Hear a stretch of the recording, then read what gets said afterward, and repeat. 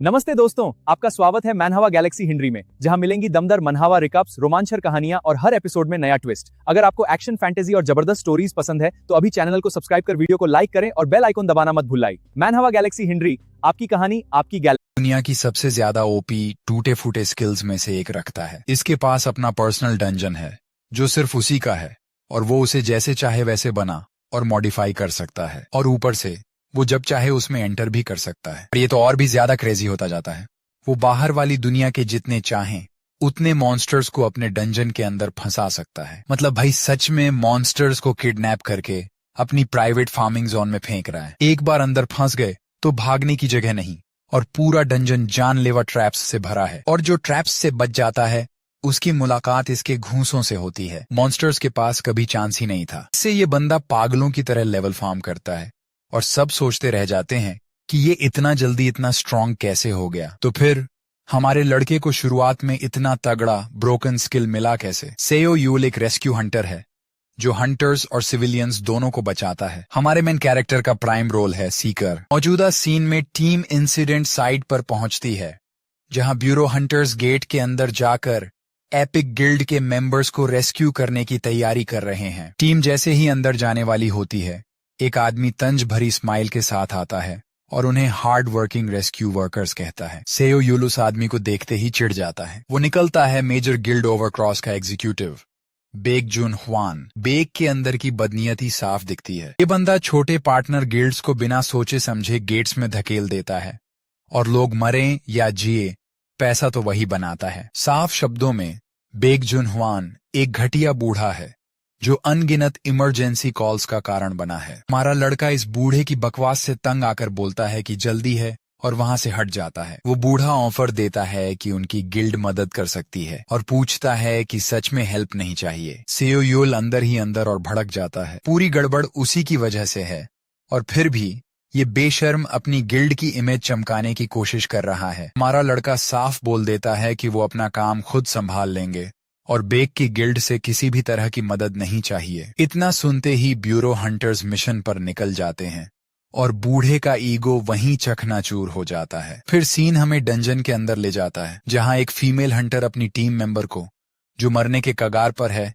Heal करने की पूरी कोशिश कर रही है। वो अपनी हीलिंग पावर यूज करती है, गिड़गिड़ाकर कहती है कि प्लीज मत मरो, और बताती है कि उसने इमरजेंसी सिग्नल भेज दिया है। लेकिन जैसे ही डंजन के मॉन्स्टर्स दिखते हैं, हालत बेकाबू हो जाती है और अचानक वो हंटर हार मान लेती है, क्योंकि उसे पता है कि भागने का कोई रास्ता नहीं। आंखें बंद कर लेती है, मॉन्स्टर के खा जाने के लिए तैयार। लेकिन किस्मत कुछ और चाहती थी, क्योंकि ठीक टाइम पर सेयो यूल रेस्क्यू करने आ जाता है। एक ही वार में वो अपने भाले से उन मॉन्स्टर्स को ढेर कर देता है। हंटर हक्का बक्का रह जाती है, उसे समझ ही नहीं आता कि वो बच गई। तभी हमारा लड़का हाथ बढ़ाकर पूछता है, तुम ठीक हो? भी रेस्क्यू टीम का मैनेजर अनाउंस करता है कि पीछे वाले रास्ते से घूल्स की भीड़ आ रही है, और सेयो यूल से कहता है कि कोई दूसरा एग्जिट ढूंढो कि वो यहाँ से निकल सके। तभी हमारा लड़का साइलेंट वॉइस स्किल एक्टिवेट करता है, जो साउंड पर फोकस करती है। ये स्किल इकोज के जरिए डंजन का स्ट्रक्चर मैप करने में मदद करती है, और उसी से वो कमाल करके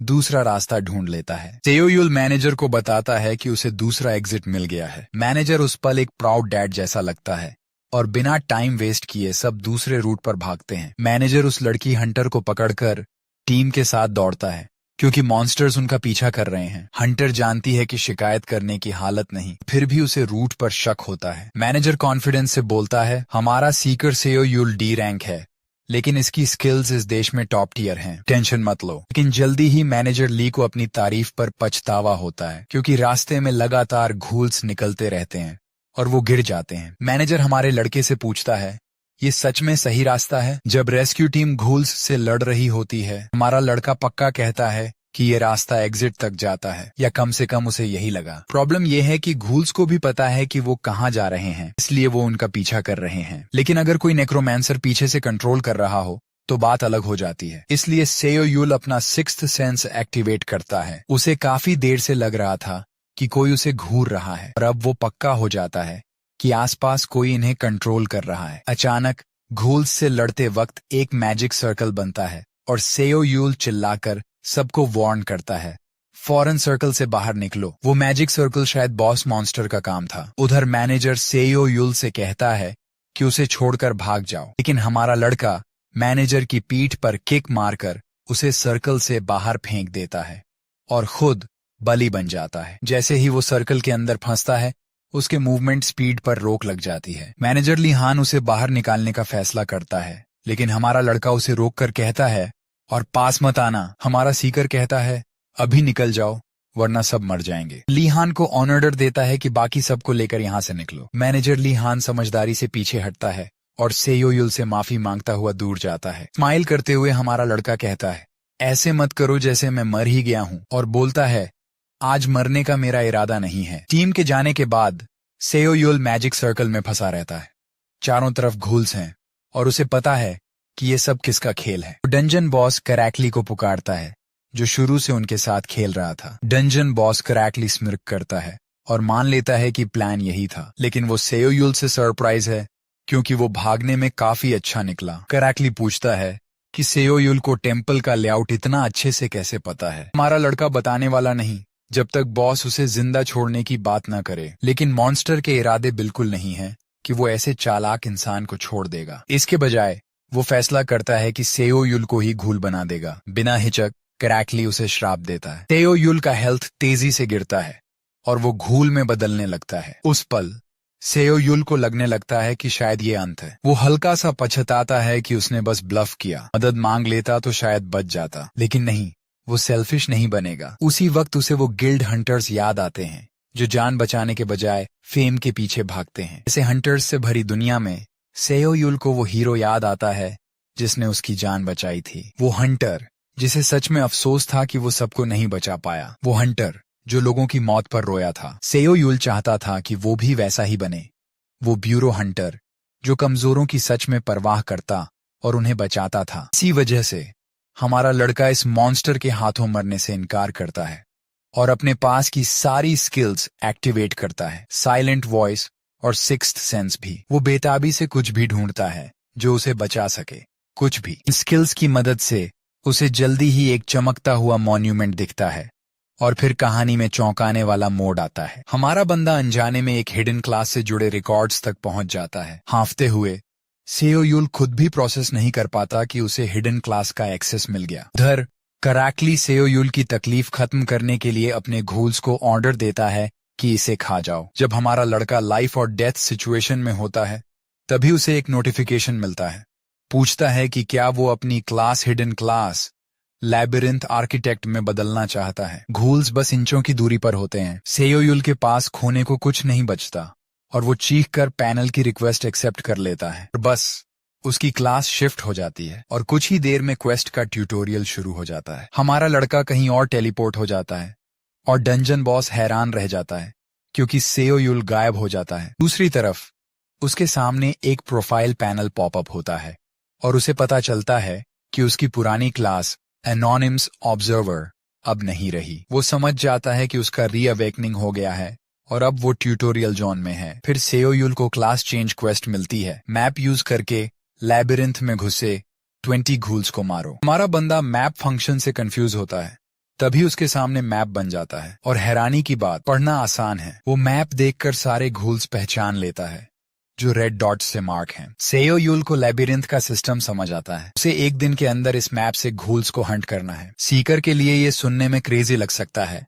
लेकिन ये करना मुमकिन है। क्वेस्ट शुरू होती है और सेयो युल जबरदस्त तरीके से लगभग सारे घूल्स मार देता है। सिर्फ 4 बचते हैं। सिर्फ 30 मिनट बचे होते हैं और अब जल्दी जल्दी उन्हें खत्म करना जरूरी हो जाता है। हमारे मेन कैरेक्टर के हिसाब से ट्यूटोरियल उम्मीद से ज्यादा स्मूथ चल रहा था। उसने एक घूल से आसानी से हथियार लूट लिया और फिर मैपिंग स्किल्स से धीरे धीरे घूल्स की संख्या कम करता गया। अगर सब ऐसे ही चलता तो उसे यकीन था कि टाइम लिमिट में क्वेस्ट पूरी हो जाएगी, लेकिन तभी उसने एक जायंट घूल को अपनी तरफ आते देखा। लकीली बाकी घूल्स से अलग ये विशाल घूल अकेला घूमता है। सच पूछो, ये मिस्ट्री थी कि वो इसे मार भी पाएगा या नहीं। फिर भी अगर सेयो युल को इसे मारना है तो पहले बाकी घूल्स निपटाकर थोड़ा टाइम खरीदना पड़ेगा। अचानक वो देखता है कि वो विशाल घूल किसी डरावने फैंटम की तरह उसका पीछा कर रहा है। सेयो युल चौंक जाता है, लेकिन खुश भी है कि ये मॉन्स्टर अकेला है। कहानी आगे बढ़ते ही किस्मत उलट ही पड़ती है। वो विशाल घूल पैक के साथ जुड़ जाता है और सब एक साथ आगे बढ़ते हैं। सेओ युल उसे चालाक कमीना कहता है क्योंकि उसे उम्मीद नहीं थी कि वो पैक में शामिल होगा। सेओ युल ने सपने में भी नहीं सोचा था कि टाइम क्रंच में मैप ठीक से चेक न करना ऐसी वर्स्ट केस सिचुएशन बना देगा। घबराने के बजाय वो शांत रहता है और प्लान रिवाइज करता है। सबसे पहले वो एक बार में मैक्सिमम 2 घूल्स ही संभाल सकता है, इसलिए उसे यहाँ से निकलना होगा क्योंकि उसके सामने घूल्स की पूरी सेना आ रही है। अभी सबसे बड़ी दिक्कत ये है कि वो चारों तरफ से घिरा है, यानी उसे मॉन्स्टर्स के बीच से रास्ता तोड़ना पड़ेगा। लेकिन वो जितना सोचता है उतना ही ये चेकमेट लगता है। वो जिस भी रास्ते को चुने फंसना तय है। घबराकर सेओ युल को लगता है कि वो कर लेगा, लेकिन फिर वो खुद को अंडर एस्टिमेट करता है। सोचता है शायद यही डी रैंक की लिमिट है। रैशनल तरीके से देखें तो ये सिचुएशन शुरू से ही बेवकूफी वाली है। वो लैबिरिंथ आर्किटेक्ट बनने के लिए इस ट्यूटोरियल के अंदर है और ये अपने आप में एक अपहिल बैटल है। यही सोच उसे एड्रेनालिन दे देती है। वो पागलों की तरह चिल्लाता है और खुद को याद दिलाता है कि वो यहाँ मरने नहीं आया। वो सिक्स्थ सेंस एक्टिवेट करता है और किस्मत से स्पिन ब्लॉक ढूंढ लेता है जब वो सिक्स्थ सेंस को मैप के साथ लिंक करता है। अब वो मैप के जरिए स्पिन ब्लॉक यूज कर सकता है। सेओ युल मैप पर अपनी लोकेशन स्पिन करता है जिससे घूल्स मारना आसान हो जाता है। वो स्पिन ब्लॉक से मॉन्स्टर्स पर एम्बुश करता है जैसे अदृश्य होकर स्पेसेस के बीच मूव कर रहा हो, और फिर वो घूल्स को एक एक करके मारता जाता है। अंत में आता है वो विशाल घूल। सेओ युल सीधे उसकी गर्दन पर निशाना लगाकर वार करता है। वो जायंट घूल उसका चेहरा पकड़ लेता है। फिर भी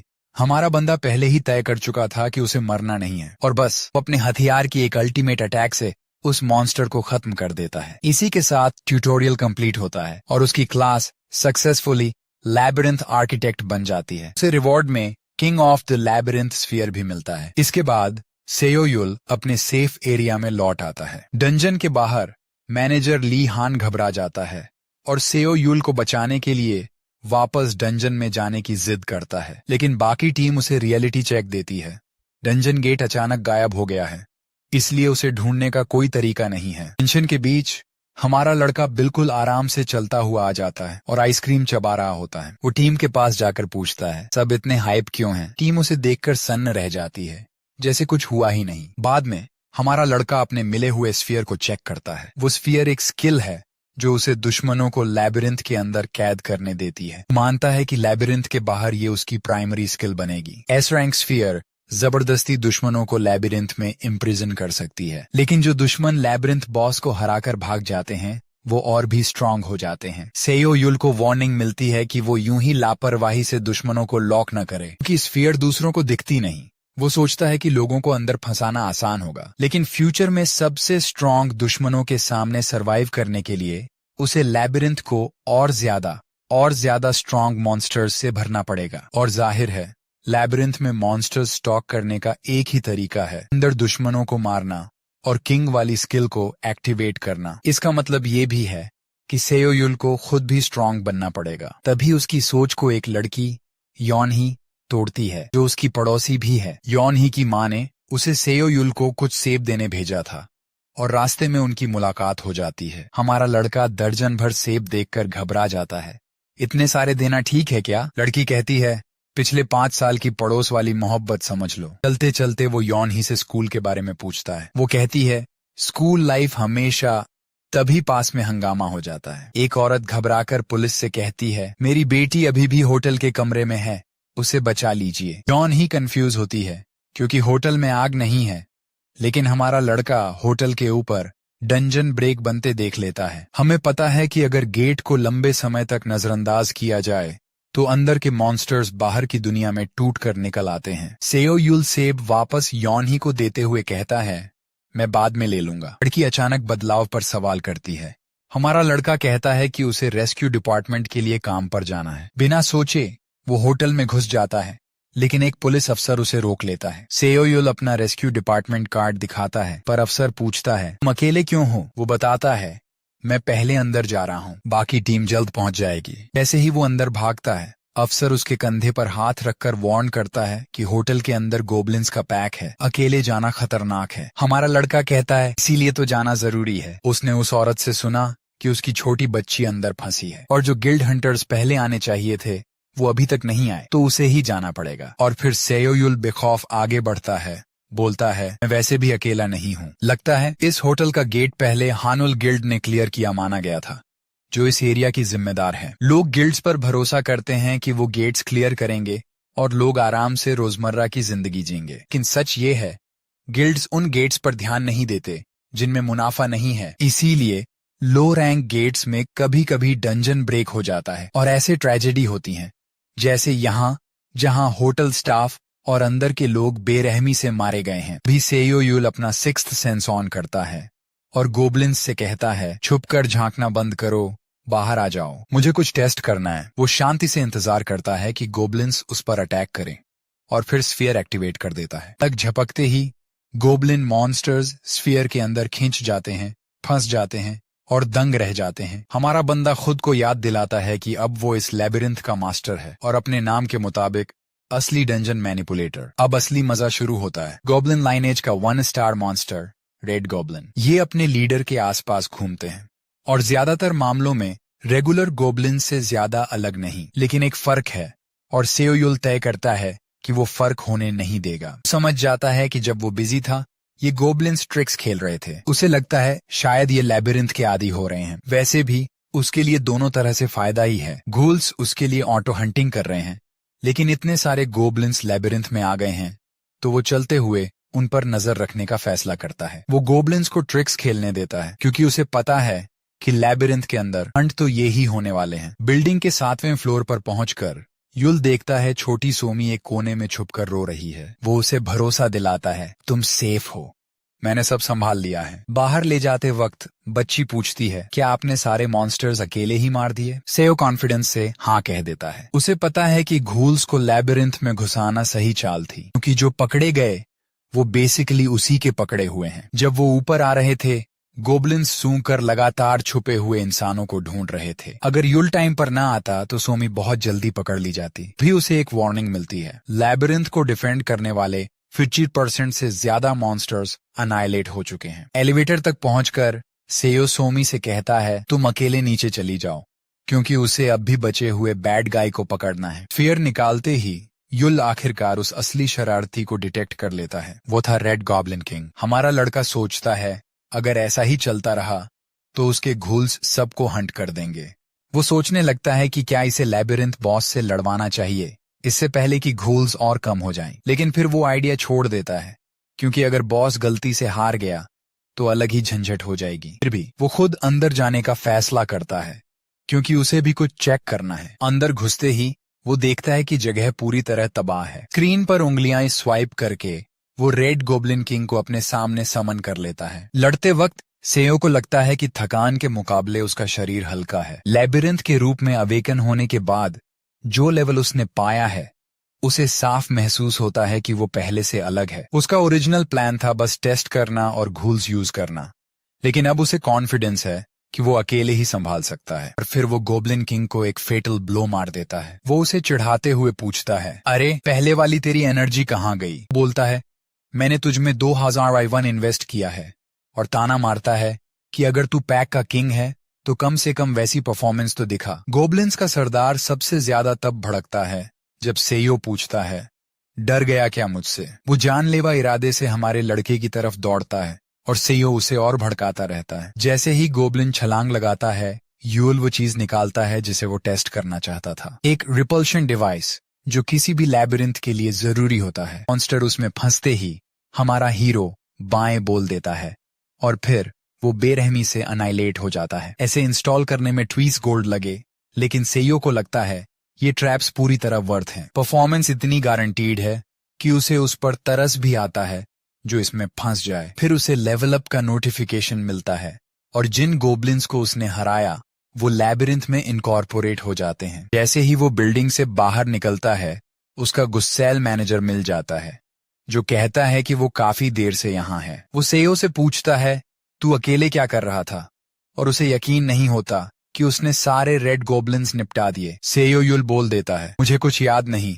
सिर लग गया था। मैनेजर इस बहाने से तंग आकर सच पूछता है। हमारा हीरो कहता है शायद बीफ खिलाओगे तो याद आ जाए। वो दोनों बहस कर रहे होते हैं तभी हानुल गिल्ड का मैनेजर क्वान सॉन्ग सून उनके पास आता है। वो इंटरप्ट करने के लिए माफी मांगता है, फिर डंजन ब्रेक सॉल्व करने में कोऑपरेट करने के लिए औपचारिक धन्यवाद देता है। फिर वो सीधे पॉइंट पर आता है और इशारा करता है कि इस इंसिडेंट पर रिपोर्टर्स को इंटरव्यू न दें। क्लियर करता है कि उनकी गिल्ड नहीं चाहती कि ये बात पब्लिक में फैले और होटल के डैमेज की भरपाई करने की बात करता है। क्वान कहता है कि नेगेटिव स्टोरीज से रेसिडेंट्स और ज्यादा घबराएंगे और ब्यूरो को जेनरस डोनेशन देने का दावा करता है। सेयो युल समझ जाता है कि ये वही तरीके हैं जिनसे वो लोगों को चुप कराते हैं। फिर भी उसे लगता है कि वो आधा सही है। ब्यूरो हंटर्स जहां ज्यादातर डी रैंक होते हैं, वहीं गिल्ड हंटर्स की रेंज एस रैंक तक जाती है। इसी वजह से लोग नेचुरली गिल्ड हंटर्स पर ज्यादा भरोसा करते हैं और मानते हैं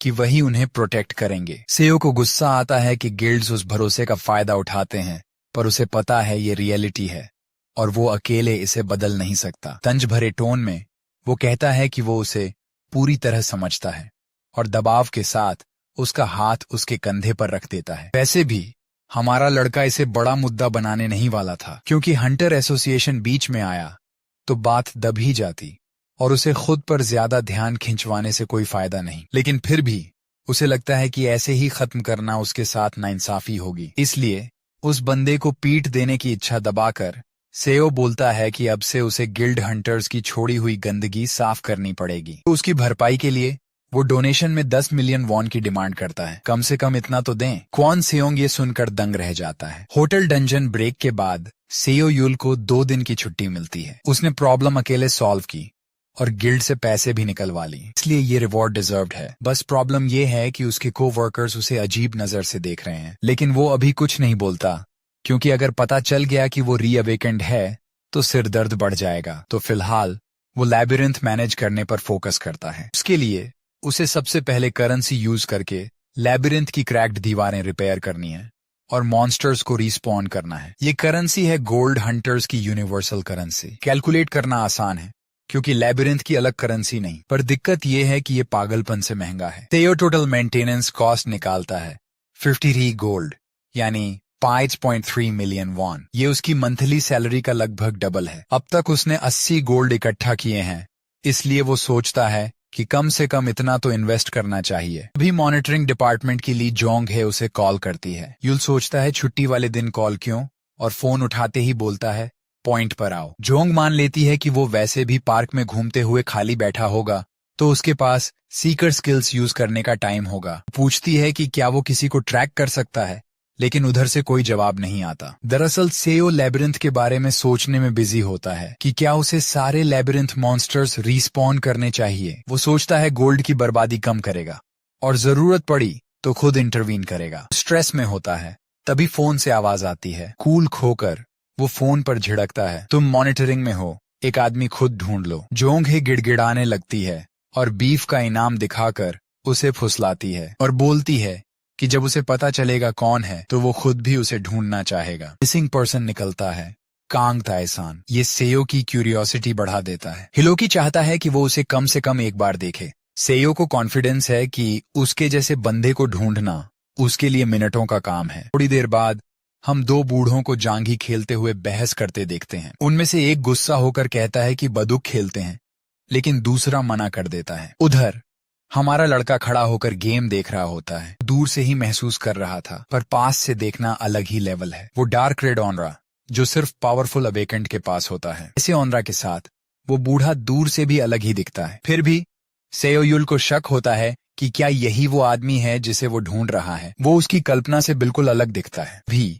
एक बूढ़ा उसे घूरते देखकर पूछता है, जांघी खेलना आता है? युल जैसे ही कहता है, थोड़ा बहुत। वो उसे धीरे से कहता है कि ऐसी चाल बताओ जिससे वो दूसरे बूढ़े को हरा दे। ध्यान से बोर्ड देखकर हमारा हीरो सलाह देता है, पहले रथ चलाइए। उसकी बात पूरी भी नहीं होती कि कोई चीज उसकी तरफ फेंकी जाती है, लेकिन वो सिक्स्थ सेंस से डॉज कर लेता है। लगता है जिस बूढ़े को वो ढूंढ रहा था वो खुद को एक्सपोज कर चुका है। कोरिया के सिर्फ 5 एस रैंक हंटर्स में से एक, और ऐसा हंटर जो हाथ में जो भी पकड़ ले उसे घातक हथियार बना देता है। वो बूढ़ा कहता है कि वो इस बेकार बैक सीट गेमिंग को नजरअंदाज नहीं कर सकता। इस रैंक हंटर कांग ताएसान, जिसे वेपन मास्टर भी कहते हैं, सेयो से पूछता है कि क्या वो मॉनिटरिंग डिपार्टमेंट से है। हमारा लड़का बताता है कि वो रेस्क्यू डिपार्टमेंट का सीकर है। ताएसान बोलता है, गाइड के हिसाब से तेरी मूवमेंट काफी घमंडी है। सेयो कहता है, ज्यादा टैलेंटेड होना मेरी कमी है। बूढ़ा कहता है कि उसे ये एटीट्यूड पसंद नहीं। अभी जोंग हिये पहुंचती है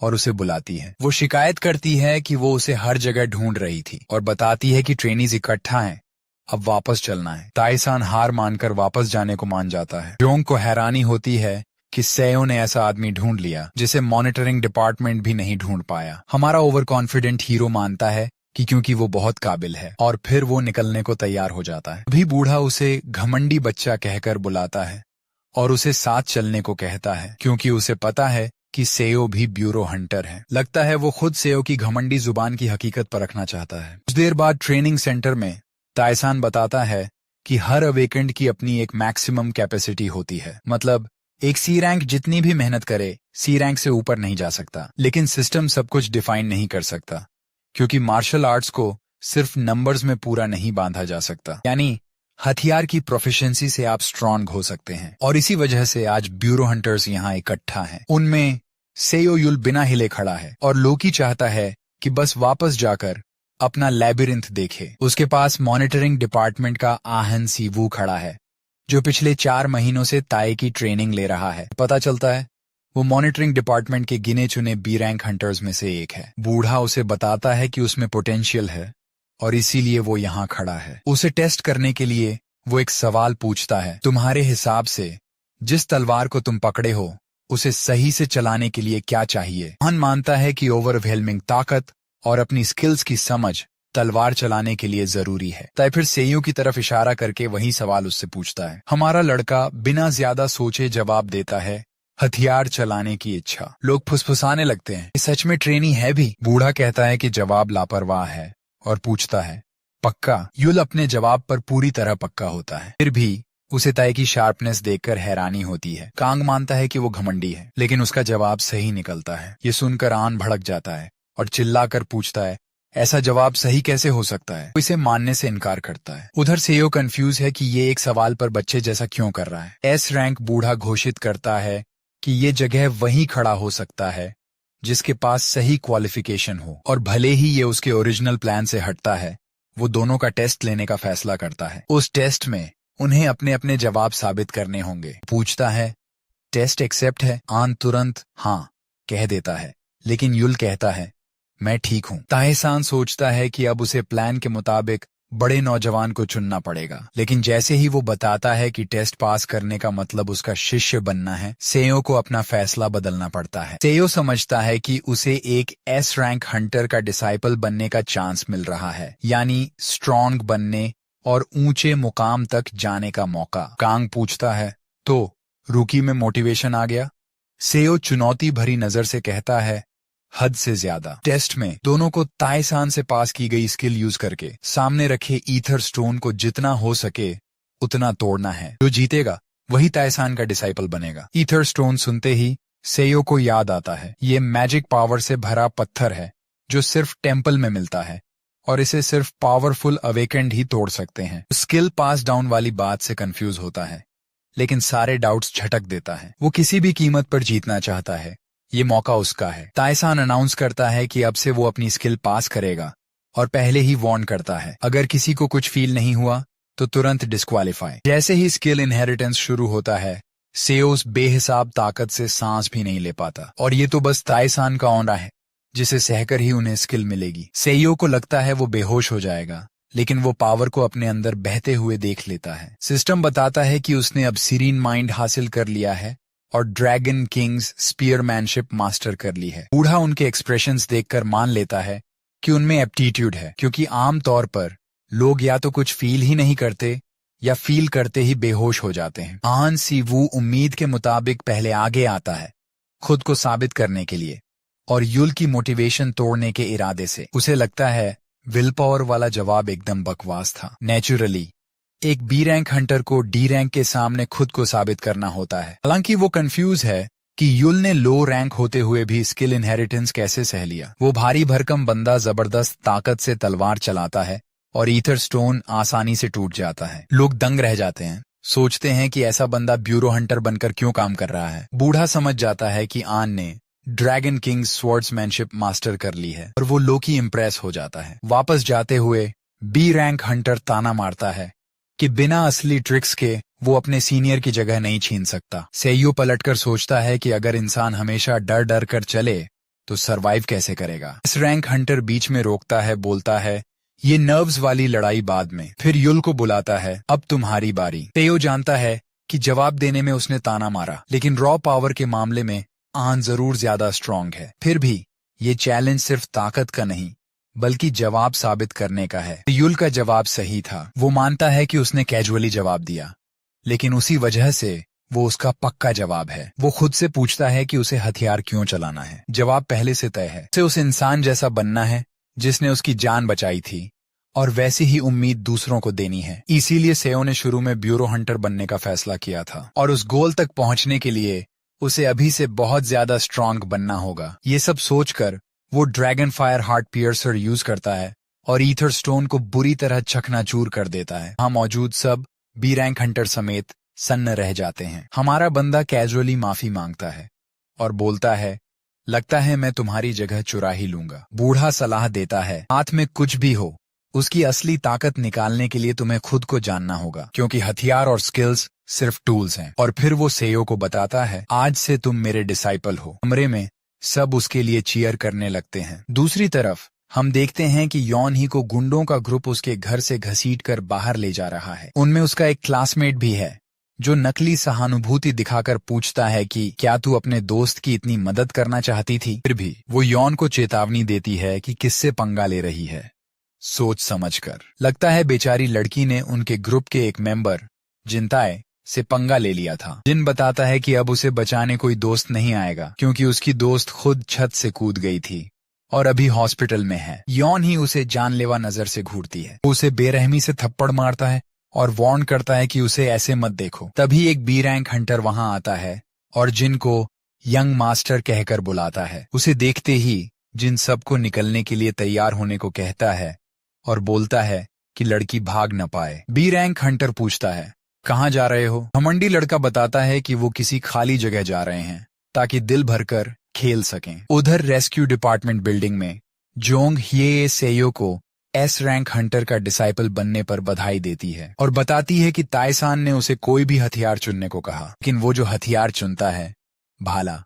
उसे देखकर जोंग को शक होता है कि क्या ये काफी होगा। युल कॉन्फिडेंट है कि यही एक हथियार काफी है, क्योंकि वॉल्ट में इससे बेहतर कुछ था ही नहीं। जोंग स्ट्रेच करते हुए बोलती है कि उसकी क्लॉक आउट टाइम कब का निकल चुका है। तेयो सोचता है कि क्या मॉनिटरिंग डिपार्टमेंट में पीछे से देखना भी असली काम माना जाता है। ऑफिस के पास पहुंचते ही एक औरत दिखती है जो जिद करके हमारे हंटर से मिलना चाहती है। वो बेबस और परेशान लगती है। गार्ड उसे रोकता है, कहता है कि सिविलियंस का अंदर आना सख्त मना है। वो कहता है कि कॉल कर लीजिए। तभी से वो आगे आकर पूछता है, क्या हुआ? वो औरत उसका शर्ट पकड़कर बताती है कि उनकी यॉन ही को येलो बेल्ट की तरफ घसीट कर ले गए हैं। युल का चेहरा गुस्से से बदल जाता है और वो पूछता है, किसने ले जाया? जिनताए और उसका गैंग जंगल में और अंदर जाते हैं और सोचने लगते हैं कि क्या इतना दूर आना सेफ है, लेकिन उनका तथाकथित बॉस परवाह नहीं करता, क्योंकि उनके साथ बी रैंक हंटर है और घमंडी लड़का देखना चाहता है कि अगर यॉन ही मॉन्स्टर से लड़े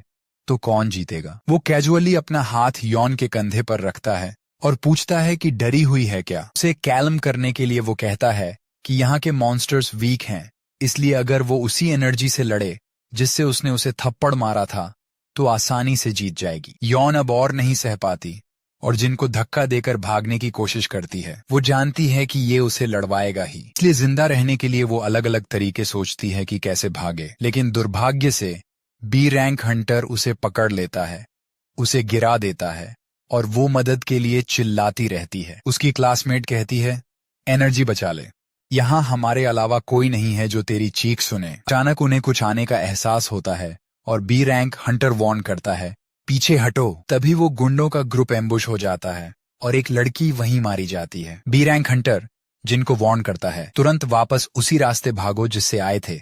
जिन कांप जाता है। पता चलता है कि उन पर स्टिंगहॉक ने अटैक किया है। उधर सेओ अब येलो बेल्ट के अंदर है और कॉम्बैट डिपार्टमेंट के कांग जोंगमिन से फोन पर बात कर रहा है। हमारा हंटर उसके अनरीजनेबल रिक्वेस्ट सुनने के लिए धन्यवाद देता है और जोंगमिन सलाह देता है कि अकेले जा रहा है तो अपना ख्याल रखना। कॉल कट करके सेओ आसपास देखता है और समझ जाता है कि ये जगह कितनी बदहाल लगती है। येलो बेल्ट एक सील्ड ऑफ जोन है जहां डंजन ब्रेक के बाद एरिया अनकंट्रोलेबल हो गया था। वो मॉन्स्टर 7 स्ट्रॉन्ग तो है, लेकिन कहते हैं कि ये काफी क्लेवर भी हैं, इसलिए इनसे डील करना मुश्किल हो जाता है। अब सेओ खुद इनसे फाइट कर चुका है तो उसे लगता है बस इनकी संख्या बहुत ज्यादा है, लेकिन ये रेड गोब्लिन्स से वीक हैं। फिर भी किसी नॉन अवेकेंड इंसान के लिए इनमें लंबे टाइम तक सरवाइव करना टफ होगा। इसीलिए युल ठान लेता है कि यॉन ही को जितनी जल्दी हो सके उतनी जल्दी बचाना है। तभी स्टिंग हॉक्स का एक ग्रुप उस पर अटैक कर देता है। इनसे निपटने का टाइम नहीं, क्योंकि ये लगातार उस पर टूट रहे हैं। तो सेओ तुरंत एक स्फीयर जनरेट कर देता है। स्टिंग हॉक्स अपने और मेंबर्स बुला लेते हैं और युल के पीछे भागते हुए सेओ जितनों को हो सके लैबिरिंथ में खींच लेता है। लेकिन सिचुएशन थोड़ी डेंजरस हो जाती है क्योंकि लैबिरिंथ के मॉन्स्टर्स की संख्या तेजी से गिरने लगती है। हंटर को समझ आता है कि वो और किसी को लैबिरिंथ में नहीं खींच सकता, वरना लैबिरिंथ कोलैप्स हो जाएगा। लेकिन इतनी गिनती वो अकेले फेस भी नहीं कर सकता। इसीलिए सेओ के पास वो तरीका अपनाने के अलावा कोई ऑप्शन नहीं बचता। वो सारे स्टिंग हॉक्स को लैबिरिंथ में खींच लेता है और स्फीयर को झील में किक करके लैबिरिंथ को पानी से भर देता है। वो अंदर ही अंदर दुखी हो जाता है कि अब उसे फिर से लैबिरिंथ रिपेयर करना पड़ेगा। यही तो वजह थी कि वो ये तरीका यूज नहीं करना चाहता था। लेकिन प्लान सक्सेसफुल हो जाता है और आसपास सब शांत हो जाता है। दूसरी तरफ जिनताए और बाकी लोग स्टिंग हॉक्स के अटैक से किसी तरह जिंदा रहने की कोशिश कर रहे होते हैं। भागते भागते वो घमंडी बच्चा बी रैंक हंटर से पूछता है, हाई रैंक होकर भी ये चीजें हैंडल क्यों नहीं हो रही? नीली आंखों वाला हंटर मान लेता है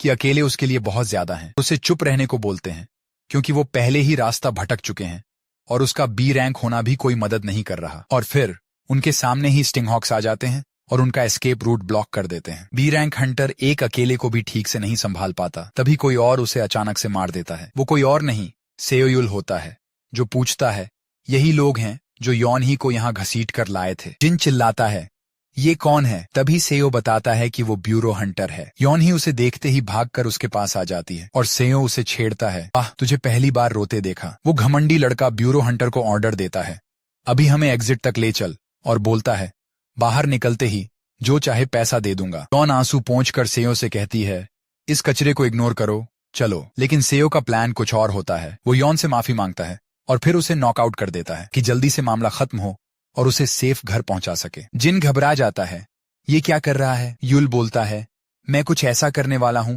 जो मैं नहीं चाहता कि यॉन देखे। वो लड़का युल को फैमिली इन्फ्लुएंस दिखाकर धमकाता है, लेकिन युल ब्यूरो हंटर होने के नाते अच्छे से जानता है कि ये कौन है। खुद को साबित करने के लिए सेओजिन की फैमिली बैकग्राउंड की परतें खोलना शुरू करता है। पता चलता है Park Jintae Supreme Court justice Park Beomjin का बेटा है। स्कूल वायलेंस, चोरी और जितने भी क्राइम्स गिन लो, ये सब कर चुका है और हर बार पैसे देकर बच निकलता है। ताए को अपने बारे में ये सब सुनकर भी जरा फर्क नहीं पड़ता। बेटा वो सोचता है, तो सेओगर क्या लेगा? जवाब में युल उसे बेरहमी से लात मारता है और वो दर्द से चीख पड़ता है। युल सोचता है, क्या लाइफ होगी अगर तुझे लगता है पैसा सब ठीक कर देता है। वो ताए से कहता है, मुझे भी रिश्वत देकर देख, और एक और पंच मारने ही वाला होता है कि बी रैंक हंटर आकर अपने मास्टर को बचाने लग जाता है। अपने रक्षक के लिए चीयर करने लगता है। उसे पूरा भरोसा होता है कि ये फाइट वो जीत जाएगा। उनकी तरफ से बार बार जानलेवा अटैक्स देखकर सेओ सिर्फ वार्निंग देकर छोड़ देना वाला आइडिया छोड़ देता है, क्योंकि ये लोग लगातार उसे मारने की कोशिश कर रहे थे। फाइट शुरू होते ही बी रैंक हंटर हैरान रह जाता है कि वो पीछे धकेला जा रहा है एक ब्यूरो हंटर से, जो सपोजिडली बस डी रैंक होना चाहिए। सोचने लगता है ये बंदा असली ब्यूरो हंटर है भी या नहीं। फिर भी उसे लगता है कि दूरी कम करके वो इसे काट देगा और जीत जाएगा। जैसे ही वो चार्ज करता है, सेओ बेरहमी से उसके चेहरे पर पंच मारता है और वो वहीं गिरकर बेहोश हो जाता है। जिनताए झुंझलाकर अपने बाल पकड़ लेता है और चिल्लाकर बी रैंक को उठने को बोलता है। उसे पक्का लगता है कि बॉडीगार्ड ने लाइसेंस उसके बाप के पैसों से खरीदा होगा। तभी सेओ को पूरी तरह रियलाइज होता है कि ये बंदा वाकई सर्टिफाइड बी रैंक था। वो सोचने से खुद को रोक नहीं पाता। हॉर्नेट्स हंट करके जो स्टैट्स मिले, वो अब बी रैंक के लेवल से ऊपर निकल गए। अब वो घमंडी बच्चा खुद हाथ में पत्थर लेकर हमारे बंधे पर चार्ज कर देता है। जैसे ही भाला लगकर उसे झटका देता है,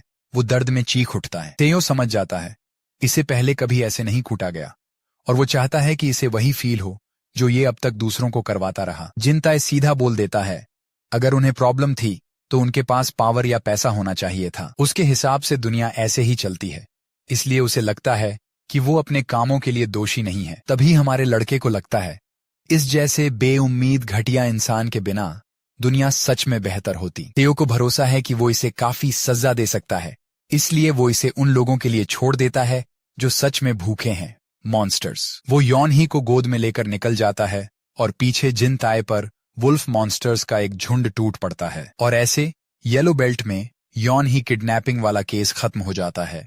यॉन ही आखिरकार अपने परिवार के पास लौट आती है। डोंगमिन सेओ को बताता है कि एथलेटिक्स डिपार्टमेंट के करप्ट ऑफिशियल्स जिन्होंने बच्चों को येलो बेल्ट में जाने दिया, उन्हें ऊपर वाले पर्ज कर रहे हैं। लगता है कुछ टाइम तक माहौल काफी हेक्टिक रहेगा। जैसे जैसे उन ऑफिशियल्स पर एक्शन होता है, ये न्यूज मीडिया में आग की तरह फैल जाती है। आखिर में मामला सुप्रीम कोर्ट जस्टिस पार्क बमजिन के रिजाइन करने पर सेटल होता है। बाद में सेओ को एक एलिमिनेशन क्वेस्ट मिलती है। 30 दिनों के अंदर क्वीन हॉर्नेट और हॉर्नेट स्वॉर्म के एपेक्स को हंट करना है। उसे याद आता है येलो बेल्ट के बाहर उसने जो क्वीन हॉर्नेट देखी थी, उसे पूरा यकीन है कि वही थी। क्योंकि उसके साथ पूरा स्वॉर्म प्रोटेक्शन में है, वो आसान टारगेट नहीं होगी। लेकिन हमारा हीरो वही चैलेंज चाहता है। अब जब उसे पता चल गया है कि स्टिंगहॉक्स कितने ताकतवर हैं और अकेले ही लेबिरिंथ को फाड़ सकते हैं, तो उसे लगता है कि हायरार्की के टॉप पर बैठी क्वीन और भी खतरनाक होगी। इतना सोचकर मैनेजर आते ही सेओ बोल देता है कि वो आज जल्दी निकल रहा है। मैनेजर खुश तो होता है कि युल इतना एक्टिव है, लेकिन बोलता है कि जाने से पहले आज का पूरा पेपर वर्क खत्म करके जाना। हमारा बंदा बिना जवाब दिए बिल्डिंग से स्प्रिंट मार देता है। साफ है पेपर वर्क पूरा नहीं हुआ, उसका फोकस बस स्ट्रांग बनने पर है। क्वीन हॉर्नेट वाली क्वेस्ट एक्सपायर होने में बस 1 महीना बचा है। इस दौरान स्वॉर्म अपना टेरिटरी बढ़ाएगा, यानी सेओ को भी फुली प्रिपेयर्ड रहना पड़ेगा। टेम्पल पहुंचते ही एस रैंक बूढ़ा उसे सुनाता है लेट हो गए और बोलता है अंदर आओ, ट्रेनिंग अभी शुरू करते हैं। मास्टर फैसला करता है कि सेओ युल की ट्रेनिंग तुरंत शुरू होगी। हमारे बंदे को पता चलता है कि वो इस बूढ़े मास्टर का डायरेक्ट डिसाइपल है। मास्टर बोलता है दिमाग में मत चढ़ा लेना, डायरेक्ट डिसाइपल हो फिर भी तुमसे ऊपर अभी 2 लोग हैं, और वैसे भी आगे की ट्रेनिंग एकदम पहाड़ जैसी है। थोड़ी देर में हमारी नजर गंसी से मिलती है, बस हल्की सी मुलाकात होती है। मास्टर सेओ युल को आयरन फील्ड का जॉब ऑन दिखाता है, एक यूनिक वेरिएंट। यूनिक वेरिएंट मतलब म्यूटेंट या ऐसा one of a kind monster जो दुनिया में कहीं और नहीं मिलता। मास्टर बताता है कि यही जॉबोन पहली चीज थी जिसने उसे सच में मौत के दरवाजे तक पहुंचा दिया था, और पीठ पर पड़ा वो स्कार दिखाता है। लगता है इस जॉबोन को जबरदस्ती खोलना हमारे लड़के का पहला टास्क है। मास्टर अपनी गॉड लेवल ताकत दिखाते हुए उस जॉबोन को झटके से खोल देता है। फिर भी बूढ़ा मानता है कि ये आयरन फील्ड जॉबोन अब भी उतना ही स्टबर्न है। गन्सी मास्टर की तारीफ करता है और हमारा बंदा मास्टर की मसल्स देखकर शॉक हो जाता है। सोचता है ये मास्टर रोशी है क्या? मास्टर हमारे बंदे को बोलता है चल अब तू ट्राई कर। सेओ युल सोचता है कि वो अब बी रैंक हंटर के लेवल से ऊपर जा चुका है। उसे पता है कि वो मास्टर की तरह पूरा नहीं खोल पाएगा, लेकिन कम से कम उसे हिलाना तो है ही। वो अपनी पूरी ताकत लगा देता है, लेकिन वो स्टबर्न जॉबोन हिलता तक नहीं। ऐसा रिजल्ट उसने खुद भी एक्सपेक्ट नहीं किया था। अब हमारा बेचारा जूझ रहा होता है। मास्टर उसे वहीं छोड़कर बोल देता है कि ये ट्रेनिंग उसकी ओवरऑल फिजिकल स्ट्रेंथ बढ़ाएगी, और साथ ही बूढ़ा साफ कर देता है जब तक तू जॉबोन नहीं खोलता नेक्स्ट स्टेज नहीं है। उधर ट्रेनर ग्योन से को ये देखकर क्रिपी फील होता है कि सेओ युल कितनी जिद से जॉबोन खींच रहा है, और वो मान लेता है कि ये कोई नेपो बेबी होगा। फिर सीन गन्सी के पॉइंट ऑफ व्यू में शिफ्ट होता है। वो बताता है कि मार्शल आर्ट्स एसोसिएशन ज्वाइन किए उसे 2 साल हो चुके हैं। उसने सबसे ज्यादा मेहनत की थी ताकि डायरेक्ट डिसाइपल बनने लायक साबित हो सके, लेकिन आखिर में सेओ युल आ गया और वो स्पॉट उसी को मिल गया। ये बात उसे हजम नहीं होती क्योंकि सेओ युल भी उसकी तरह बी रैंक है, बस फर्क ये कि वो ब्यूरो से कोई रैंडम बंदा है। गन्सी को जितना भी सोचो यही लगता है कि जो जगह उसे मिलनी चाहिए थी वो हमारे बंदे ने ले ली। ये अनफेयर है। फिर भी उसे याद आता है कि हमारा लड़का कितना हार्ड वर्किंग है।